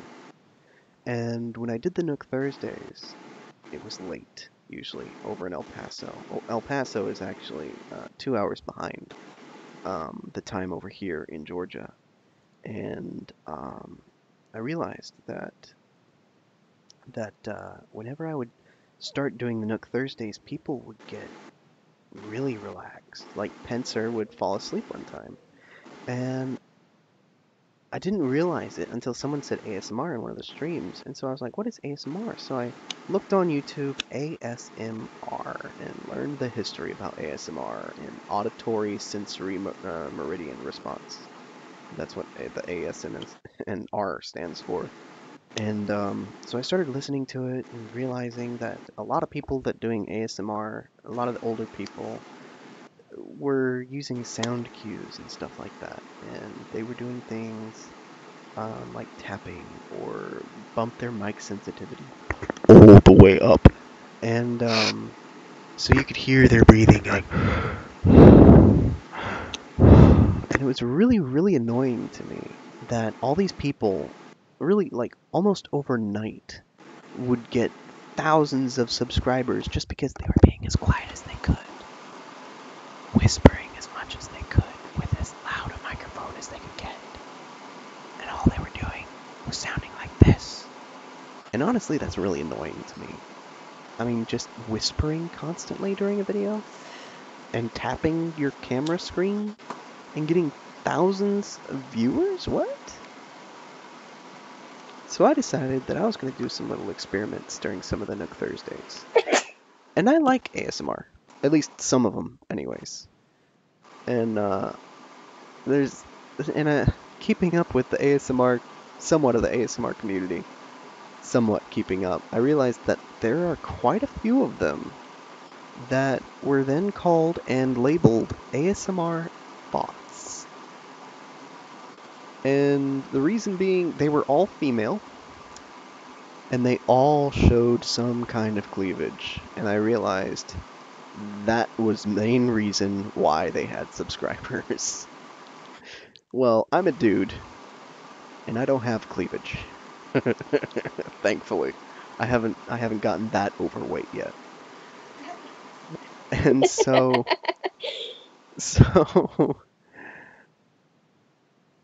what am I gonna do? And there's very few male ASM artists. If they are male, they are very effeminate, or they are very masculine, or weird. Just straight up weird sounding. And for me, I wanted to do something different. I mean, ASMR is all about tingles, and people will always enunciate tingles, because that's what it's all about, supposedly.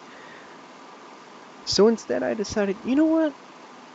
I'm going to cause some experiments during some of the Nook Thursdays, during more quiet times. And some of those experiments were, foiled because somebody decided to burst through the door, or little chihuahuas decided they were going to bark at a cat that wasn't there, and stuff like that. But I realized if I talk a certain way, if I put emphasis on certain words, and talk in a certain vocal pattern, people would start to relax everywhere they stay. If they're sitting down, they want to sit back. And after they sit back, they want to relax. And as I'm speaking, some people think it's a little bit creepy because it's a certain pattern that's just the same pattern over and over again, but it's somewhat hypnotic. But not really hypnotic, instead, it's relaxing. And that's what I pride myself in.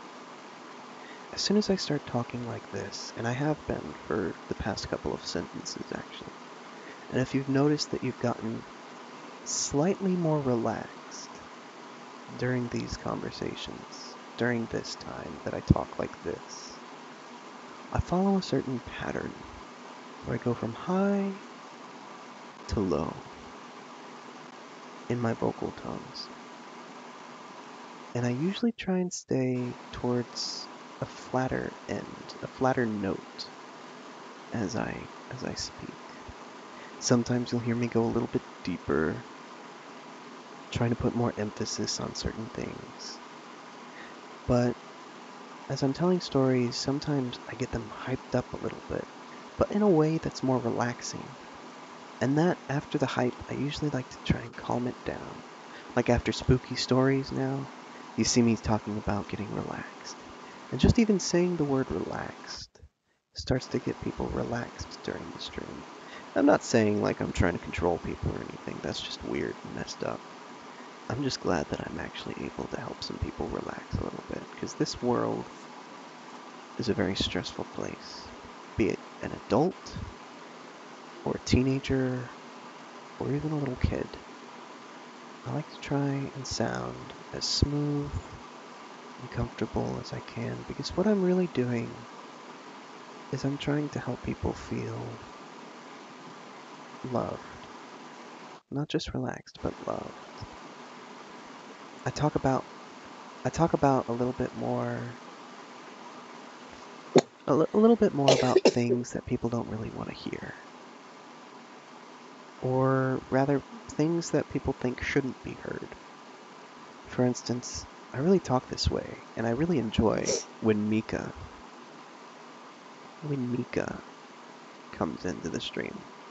I know she has a hard time hearing things, but I do realize that every time that she comes in, she always has something good to say about after she logs off. How she really wants to just keep listening to the stream. And pardon me being so bold, Mika, but I really think it's because you feel more relaxed and more accepted, as if I'm talking directly to you during these streams. Is that correct? Mm-hmm. It's something that makes you feel more loved and cared for, right? Yeah. It's something that you really want to feel on a daily basis. Yeah. Yeah, that's what I'm aiming for every viewer, for every listener.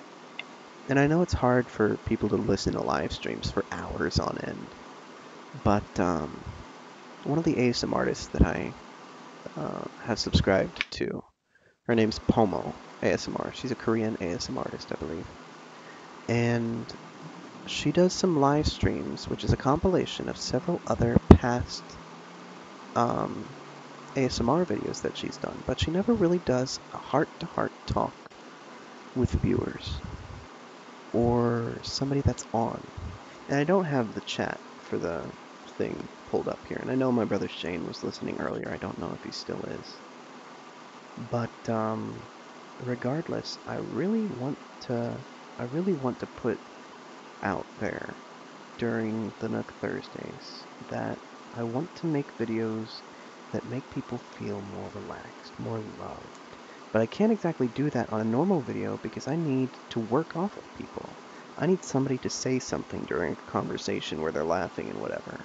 I need to hear other people's inputs during something.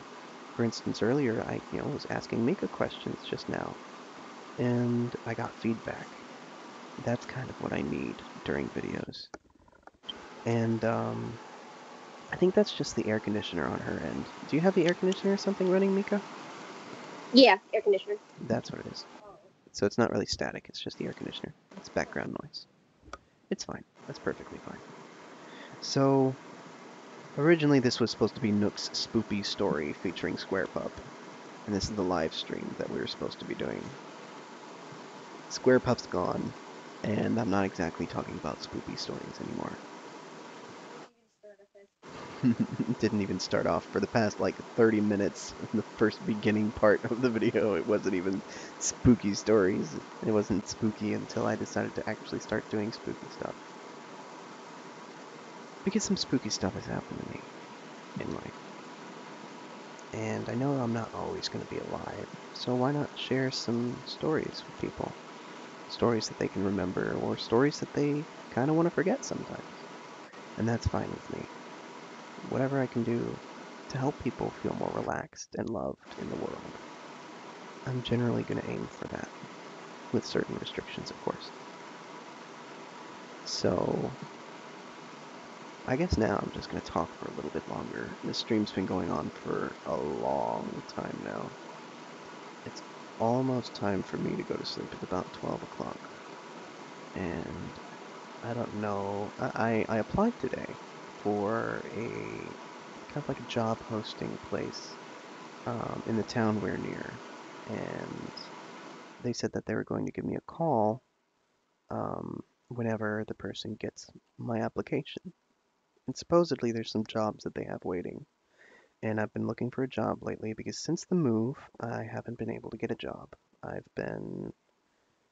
had a job for a little bit over there in El Paso. I worked at Pizza Hut. And when I came over here, I didn't have a job for a while. And my dad suggested, hey, you got to get a job soon. So how about you work for this guy that we know? And I'd met the guy before. He's a nice guy, and he puts up fences. He's got a big backhoe, which is big, like caterpillar machinery kind of thing. And so I worked for him for about 2 or 3 weeks, and he paid me some good money. Paid me for how much I worked, and it was very fair wages, very, very fair wages. And but it was really hard work that I couldn't really consistently do. It was just day after day with heavy, hard stuff, or getting torn apart by thorns, getting cuts and bruises, or getting bit by insects and stuff like that. So I decided, you know what, I'm going to take a break from this, and I'm going to try and do my own thing. But I haven't really been able to do it because I lack the confidence to do it. I usually like to dabble around with drawing, try and improve little by little, here and there, leaps and bounds, more or less. Or I like to try and carve things out of wood. Well, we used to have this belt sander, and it's gone now, I think. Either that or it's broken. And I just haven't really had the gumption or the determination to do what I really, really want to do. Because sometimes I don't really want to do it. Sometimes I just feel like I want to sit in bed all day. Sleep in, because depression watching the stream according to this, but that's fine. If other people somehow watch this stream all the way through to this point in the future, because we generally save the live streams onto the channel. We never really delete them or anything. It's just hours long and stuff like that. So, so depression hurts. Depression is oftentimes hard to explain to people, and it's really one of those things that seem like you can't get over. I've got a lot of friends, and depression really seems to be taking America by hold lately.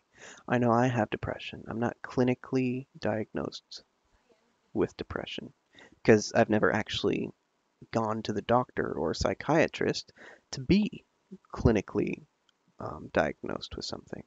But when you are in bed and you wake up in the morning and you regret just being awake when nothing happened, you just regret being alive, and you try and slump back into sleep and you can't because your whole body just aches. That's depression. And I've experienced that quite frequently on a regular basis throughout my life, and I haven't had any kind of medication for it. I'm not saying medication is bad or anything like that. I'm just saying, look, I have depression too. I had a friend out there, still do. I don't know why I keep saying had, like past tense. He's still my friend. He's still out there. It hurts him, especially with suicidal urges. And he gets these voices in his head sometimes that tell him you're just nothing. You're a load of crap. You're just wasting air, and you shouldn't be alive. And you know what? I felt that for a long time in my life. I still do occasionally. I feel like I'm a failure on a daily basis, no matter how much I do. Because I had a job. I was supposed to live. I was supposed to start my own life over in El Paso, and I came running back home. But I'm still alive. And of course, I still have these urges, these voices telling me, you know what, you should just die. And sometimes I have conversations with myself and I agree, you know what, maybe I just should. But it's not my time yet. I still have days to go on. I still have days to live. If I should just die, up and die out of nowhere, I'd be dead by now. So I guess I should still keep living, huh? So I go on, and I told him, and he was going through quite a bit that day. Teachers and school and stuff was that, and peer pressure. All of this was causing his depression to really spiral out of control, and his emotions were just a tornado of fire, just burning up everything inside of him. And he felt so empty and so distraught. And he came to me with problems, and he wanted me to, I don't know if he wanted me to agree with him or anything, but he definitely wanted to skip around the subject that he was going on. So I started talking to him, and he's like, "You don't know what it's like," or at least that's what I got out of it. And I was tired, and so I started unloading on him. I told him, "I don't know what it's like to be depressed. I don't know what it's like to have such extreme emotional distress inside of your brain where everything is tearing away, every little thought is just grinding you down so that you feel as though your existence is an insult. You know what? I have more problems than that. I have more problems than every inch of me saying that I should die on a daily basis. I have several other people's problems too. I have friends that I want to help. Even though I have depression and all these thoughts swirling around, I want to help them out of it. I have multiple people coming to me almost on a daily basis coming for advice. And all of their sorrows and all of their anger, and I'm here burden bearing all of it. I had to raise my siblings for 2 years of their educational life because my mom was going through depression. I had to pick up every little bit of slack that she left behind. I was the mom of the house for about 2 years. No joke. On a daily basis. I was the one that was trying to teach them, and every day got some sort of insult that I wasn't doing my job right. I was the one who was told since birth that I was the man of the house one day, that I was going to have to provide for my family, that I was going to have to come along. And if this is starting to spike up some sort of anxiety with any of our listeners right now, it's a very anxious thing to think about all of these things at once. And I'm not trying to get you unrelaxed, or I'm not trying to get you anxious or anything like that. This is just something that I'm sharing with you guys. This is something, a part of my life that I went through and am still going through. That all of these people come to me and ask for help, and they're my friends, and I can't turn them down. Not because I feel obligated as though I have to, but because I don't want to leave them hanging. Sometimes you just gotta have time for yourself, JD. Relax. You're gonna kill yourself one day. You know what? I'm not gonna be able to because I care about too many people. I told him that ever since I think it was my 15th birthday, 14th or 15th birthday, every birthday present that I had from that point onward, I was usually able to pick myself.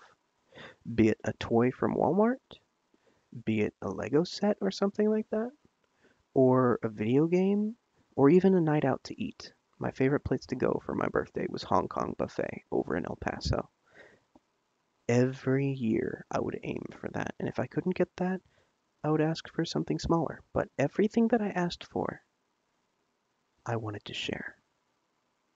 I had sharing with my siblings in mind. Because what's the point of having something if you can't spread the joy of having it with someone else? So I would get a video game, and I would get it with the intentional purpose to share that video game with them. Because not everyone in my family had a video game system. We were missionary kids, military missionary kids on top of that. We barely had any money to get by every month. The only reason why we had video game systems was because someone gave them to us for free. Just out of the blue. Somebody who worked at a thrift shop in Japan came down and gave us free Game Boys and a Game Boy Color. Game Boy Advance. Nintendo DS was given to me just out of the blue. And a PlayStation Portable that no longer works properly because the battery is all burnt out. But I still have it.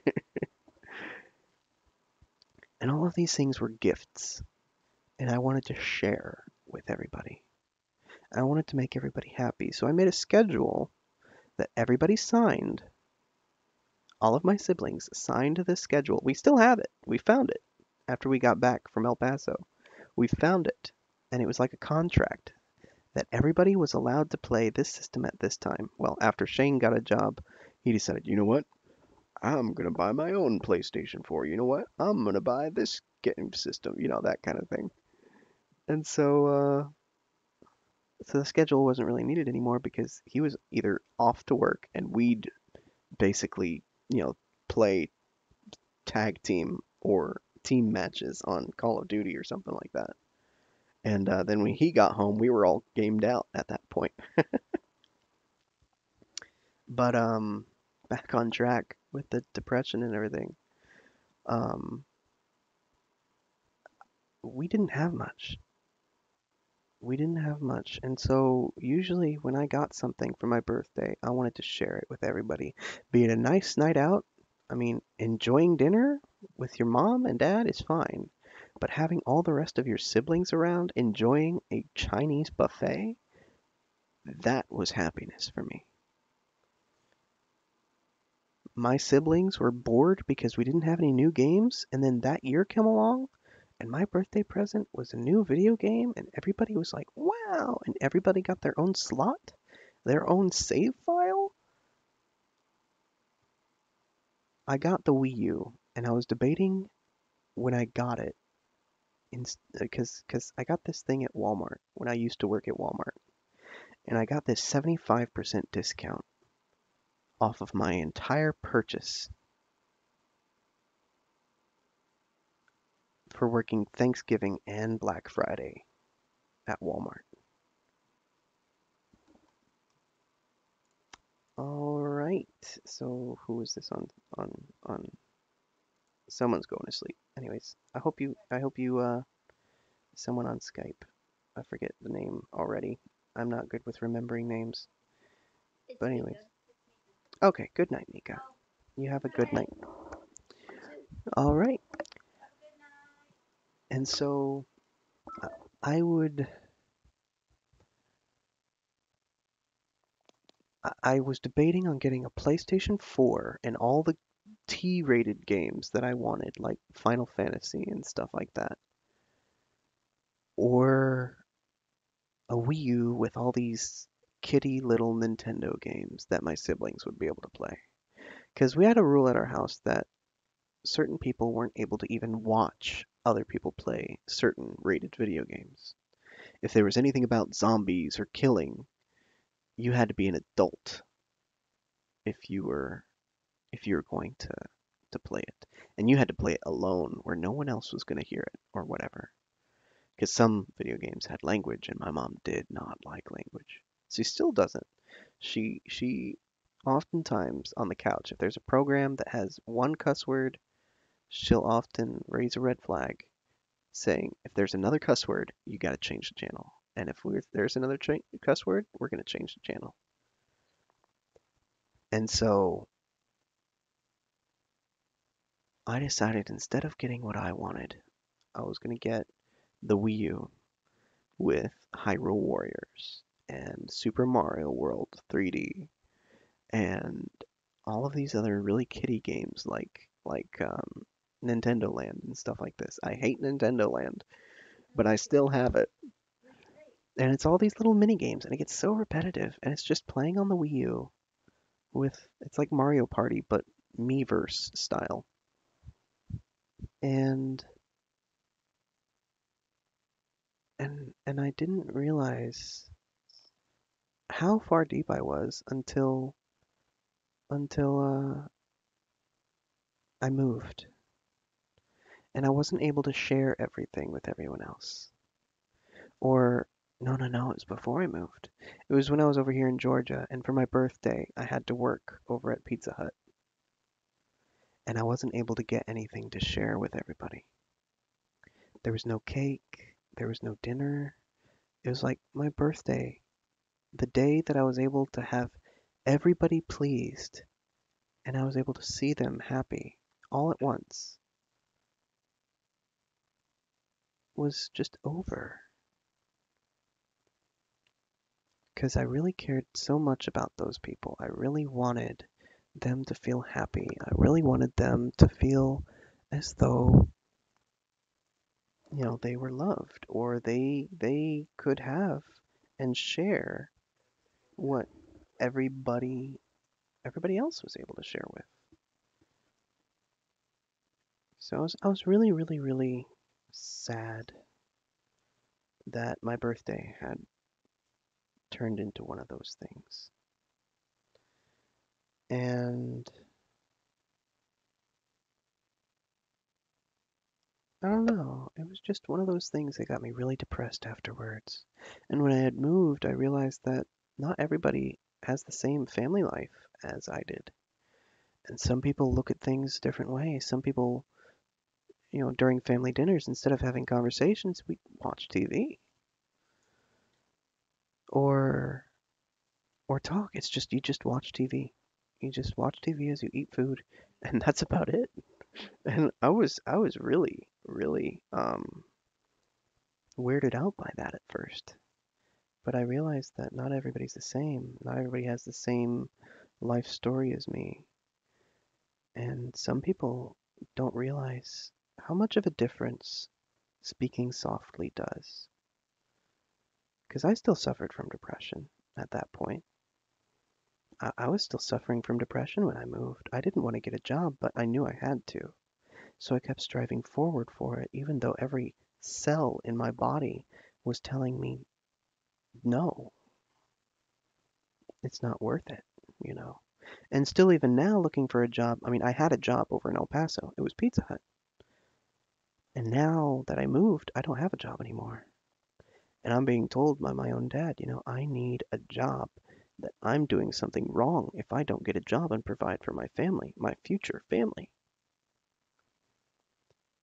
And he's right. He's got a biblical look on life. There's a verse in the Bible that says, if you do not provide for your family as the head of the household, you're worse than an infidel. But there's also a verse in the Bible that says, God provides for everything that we need. I'm not being lazy. I'm not trying to not get a job. Matter of fact, I just today, like I said earlier, put in an application for a thing that they have a lot of different job posting opportunities. If there's a job that is in the area that needs to get done or needs some people to get hired, they inform this agency, and this agency informed me.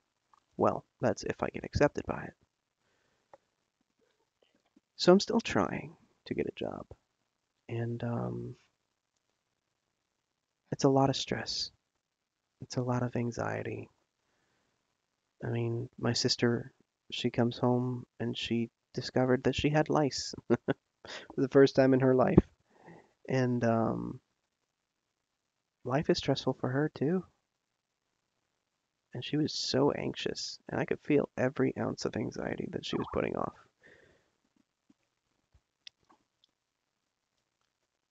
And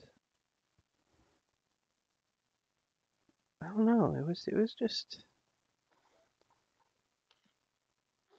I told my friend that I have all of this stress, and he started to realize, wow, my best friend is almost in constant pain and has no relief from it. It's not always physical pain, even though a lot of times it is. With all the storms that roll through, my bones just ache. It's kind of in my bloodline for some reason. And physical pain, I can deal with that.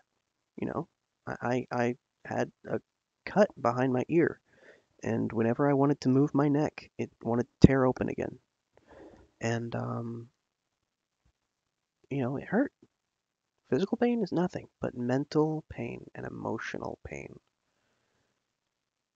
those are the things that really hurt.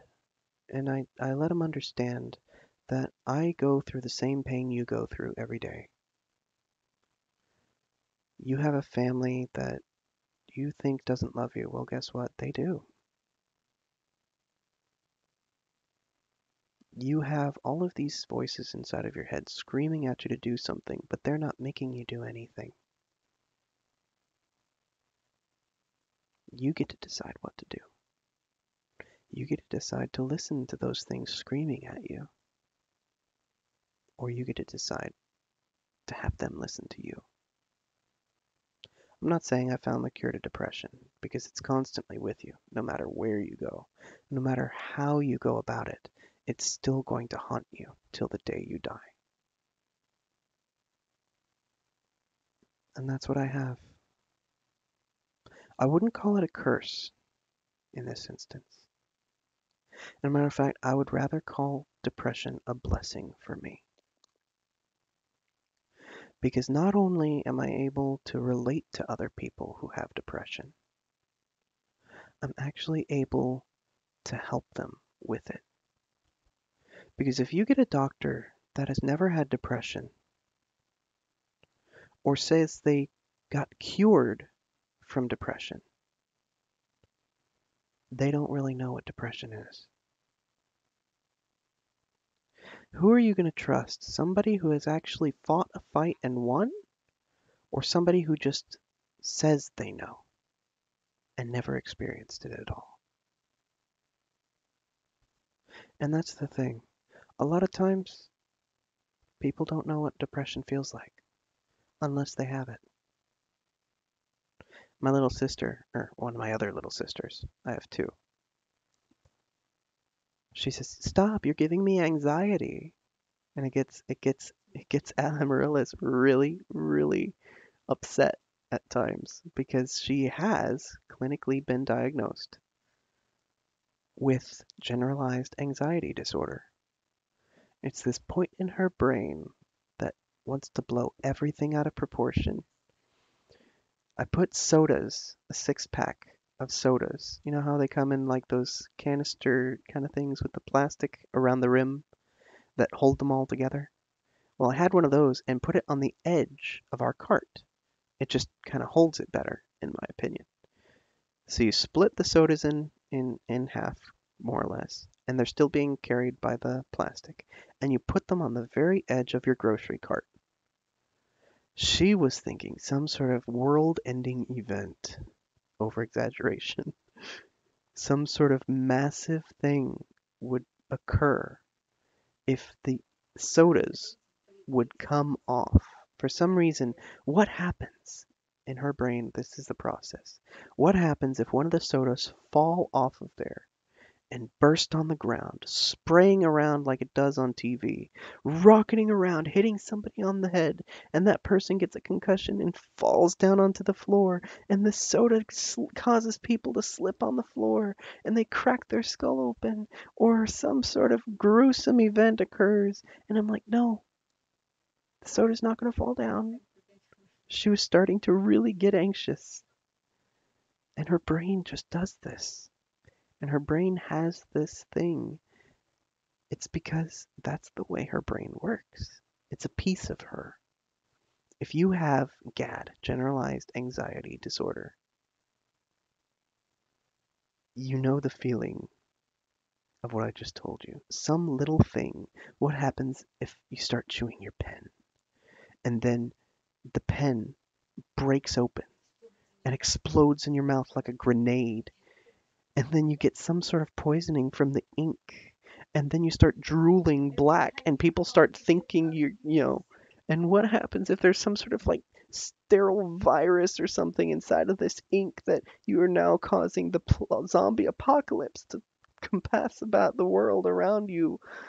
You know this kind of feeling, and you understand that anxiety is something that can nearly ruin your mentality and drive you crazy. It causes so much struggle in everyday life because your brain starts coming around and saying certain things are going to happen, and you're starting to freak out about them. Your adrenaline starts flowing. Your brain starts getting foggy with all these thoughts, and you start hyperventilating because you don't know, and you start panicking. There's relief for that. I remember she told me one time she was having a really hard time, and she was about to go into an anxiety attack. She called me up, and I started talking to her very similarly to this.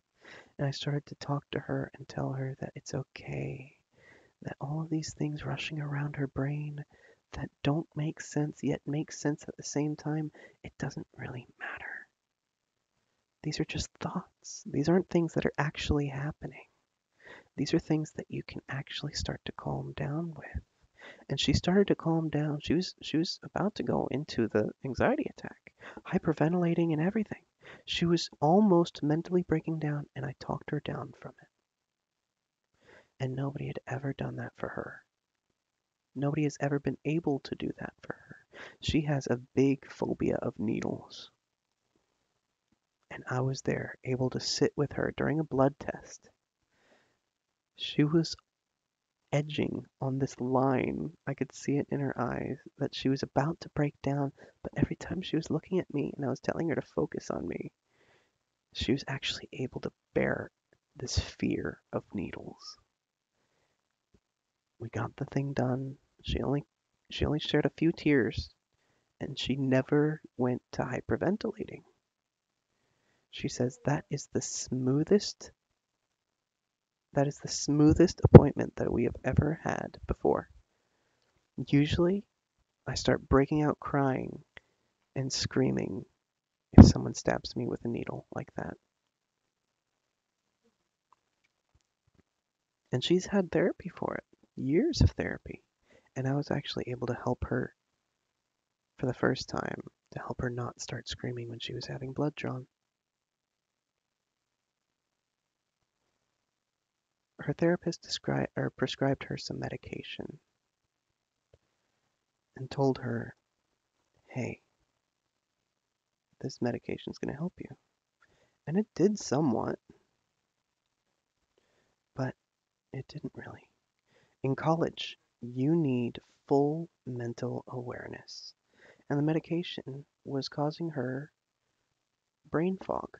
She wasn't able to think properly. It would get her extremely tired because that's what the medication is designed to do. But that's not something that's helping you in college. Her grades started dropping. So I told her, you know what? To help you, to really help you, how about you stop taking the medication? I'll be your medication. Anytime that you start having an anxiety attack, or anytime that you start feeling anxious, or really perturbed, or like you're just going to break down crying, you call me over the phone, and we'll talk, and we'll get your mind off of it, and we'll help you. And so we did that. And so for about a year now, you haven't been taking the meds? About a year? Or 2 years? 2 years now she's been off of the medication, and she hasn't had an anxiety attack once. While she was on the medication, she used to have anxiety attacks on almost a regular basis, even with the medication.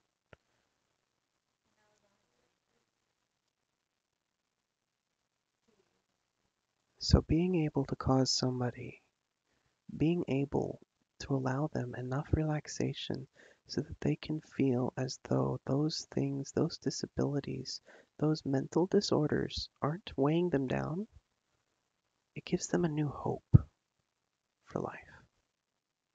I told my friend I needed the help. I needed a therapist or a psychiatrist at times, but I never got one.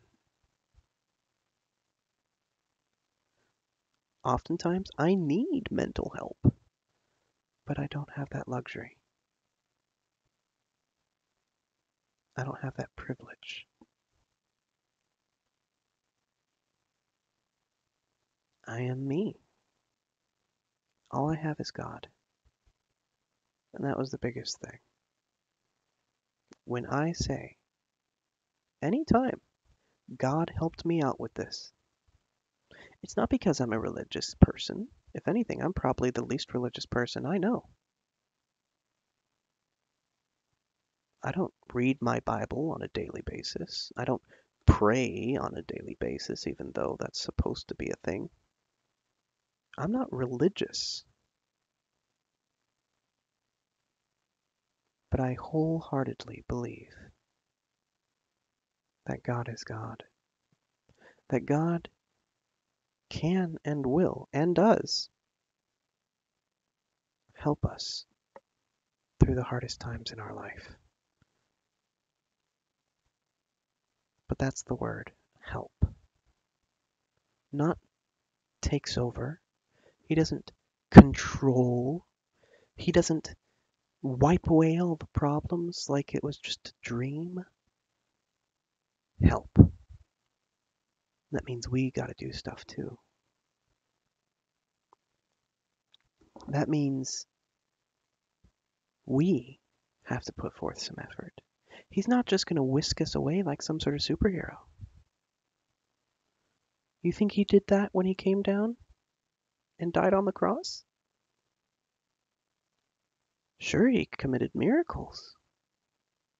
He took care of their physical problems sometimes.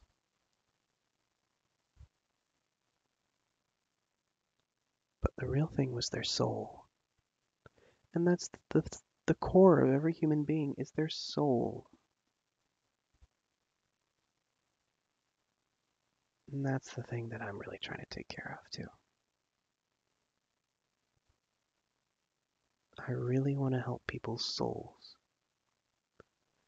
When you realize that someone's talking heart to heart with you, that someone is pouring out their life story and trying to get you relaxed, that they're selflessly thinking about you instead of themselves, thinking about others, trying to take care of them instead of themselves, you realize this person has lived more than someone who has survived 1,000 years.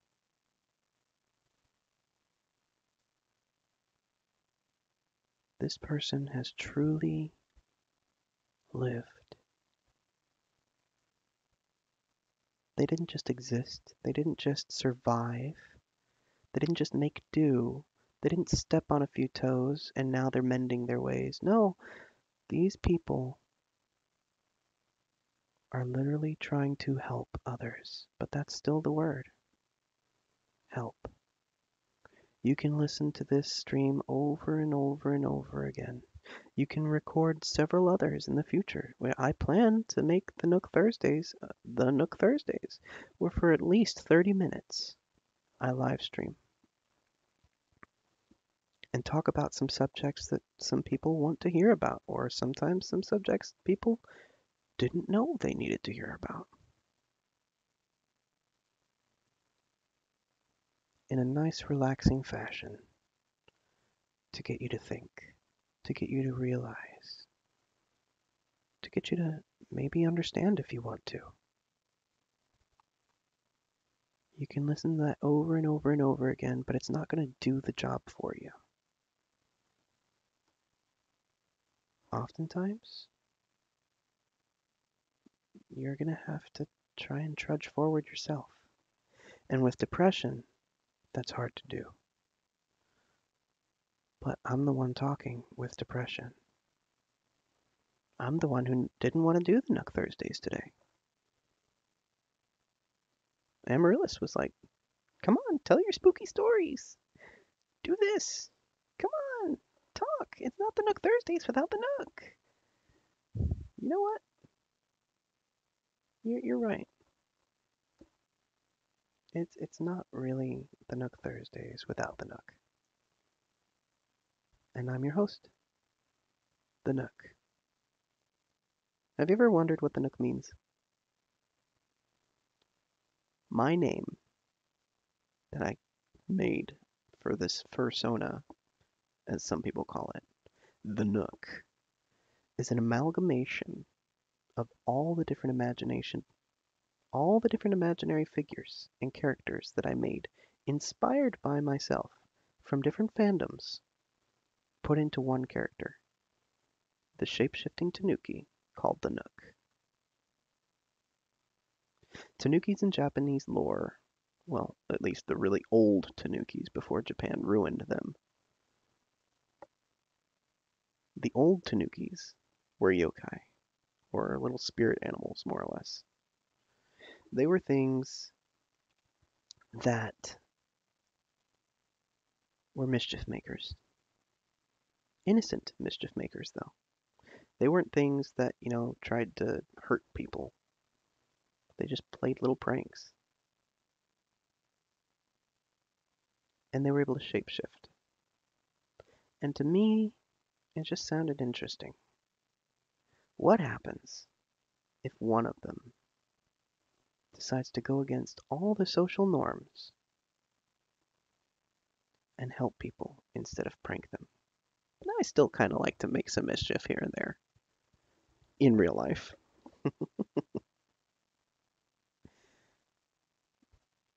Sometimes, I get annoying to Amaryllis, Alligator. Sometimes I like just making weird noises for no apparent reason. And so what happens is I make this character called the Nook. And the Nook means help, basically. When I say Nook, it can mean several things. It could mean help, it could mean I need help, it could mean I want to help you. When I go Nook, Nook, Nook, Nook, Nook, Nook, Nook, Nook, Nook, Nook, that means so many more things than most other people would think it means. And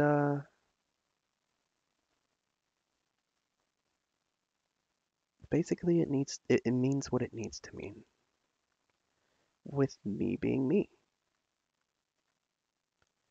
And yeah. That's all I really want to do. Help others like I wasn't able to get help. Because some people need help. And they're willing to be helped. They're willing to put forth as much effort as they can muster up, which is all you need. If only they could get help. The other bit that they're not able to muster up. The other half. Now, I know what I'm trying to say here sounds a lot like yin and yang, kind of, I'm the peace and there's the chaos or something like that, but it's not. What I'm saying is, I've been through a lot in life. I haven't been through as much as some other people, but I really want to help those. Really want to help those that come for help. If you need to relax, by all means, pull up some of the Nook Thursdays. So we're gonna try and do some more Nook Thursdays with more things like this oriented. Probably 30-minute streams with me just talking around like this.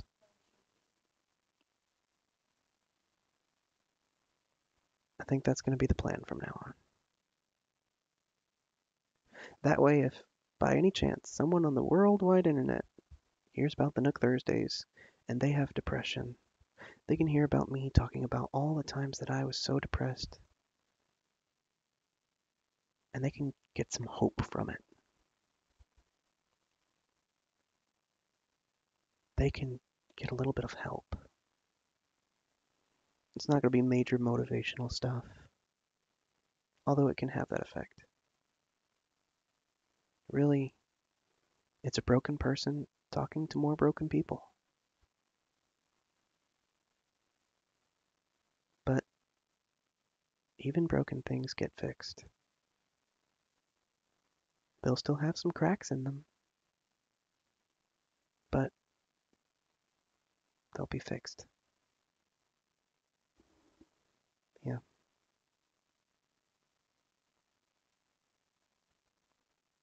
Anyways, is there anything else you guys like to hear before we go to bed? Hmm.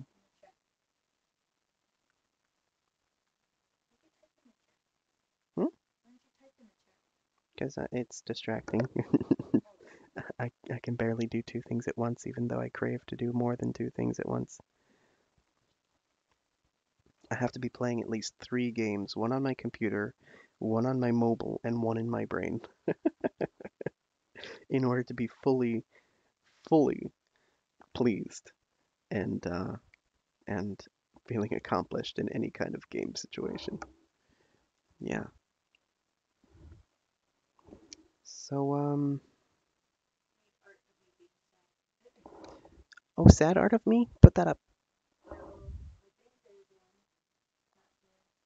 Usually, I told my friend, I always look happy. If you look through all of these Nook photos on the screen here, you can... It's not really sad. If anything, those are hearts in the eyes, too. Oh, concerned?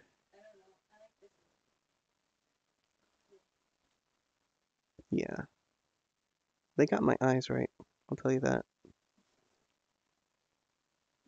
Yeah. But most people will look at me in real life and see me happy looking. See me. Are you sure? Oh, yay. I told my friend, look, I am almost always smiling or happy looking in every picture you see of me. Oh, there we go. That one's pretty sad.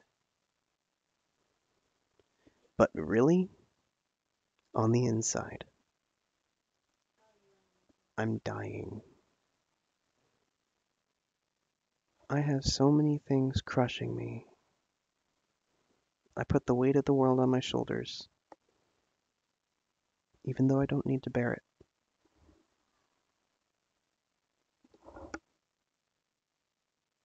I have a lot that I burden myself with, that I don't need to burden myself with. Sometimes that's depression. You just heap up things that you don't need to hold on to and pile it all on your back. But really,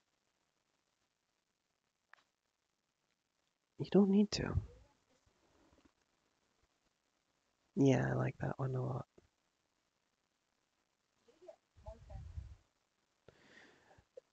Because I don't have a generalized look for my character. If you look at the Nook, all these different photos of the Nook, or Jay the Tanuki, if you want to call it, all of these different pieces of fan art, each one is a different style, different version, a different idea that these people have at that person's style, what that person sees me as. If I just put out a ref sheet saying this is how the Nook is supposed to look like, there's no freedom there. And every piece of fan art that I see that Amaryllis gets is different from itself, from another piece. Because the Nook isn't just someone that is a solidified person. The Nook is whoever you see him to be.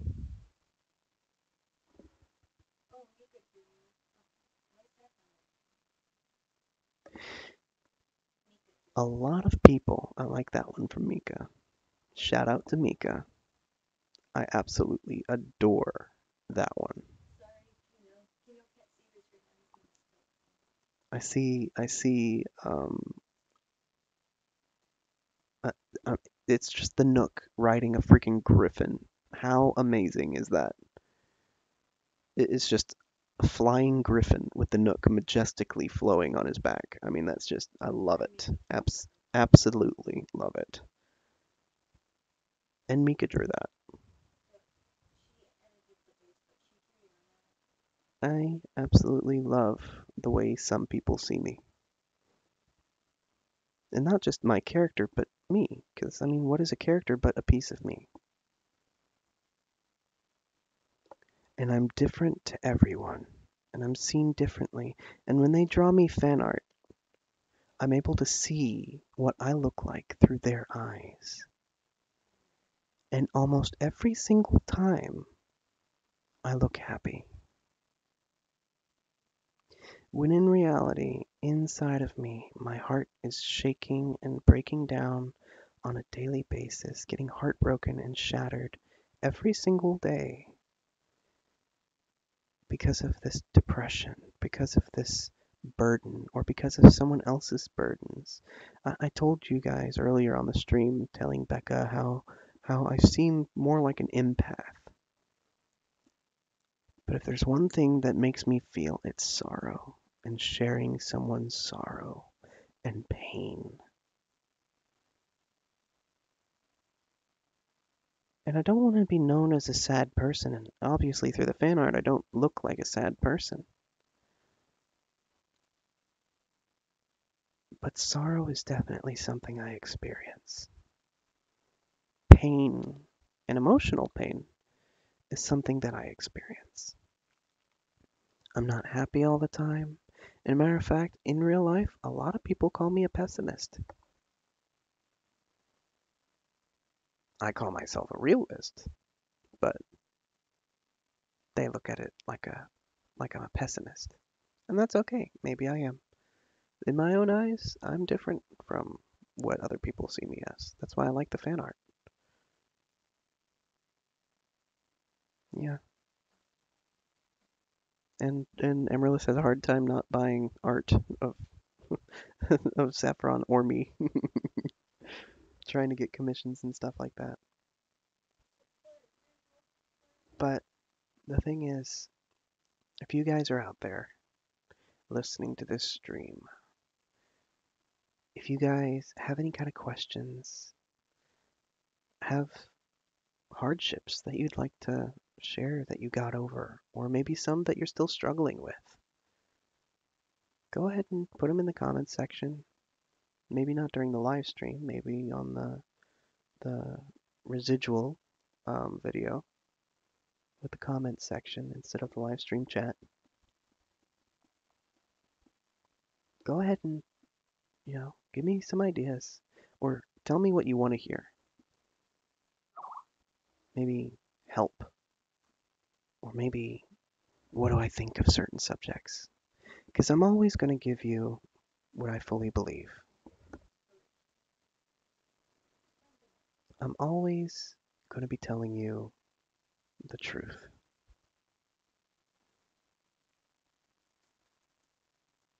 And that's my motto here.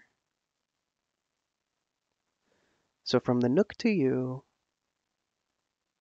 I want to appreciate you guys for listening to this live stream for so long, or for such a short time. I really appreciate having people that come to me for help. It makes me feel important or needed. And needed is definitely the word. I always want to be needed. It gives me purpose. I feel like I am useful in the world. Maybe some of you out there feel like that, and I know some of you share the same feeling. But like I was saying before, thank you for listening. Thank you for watching, and good night.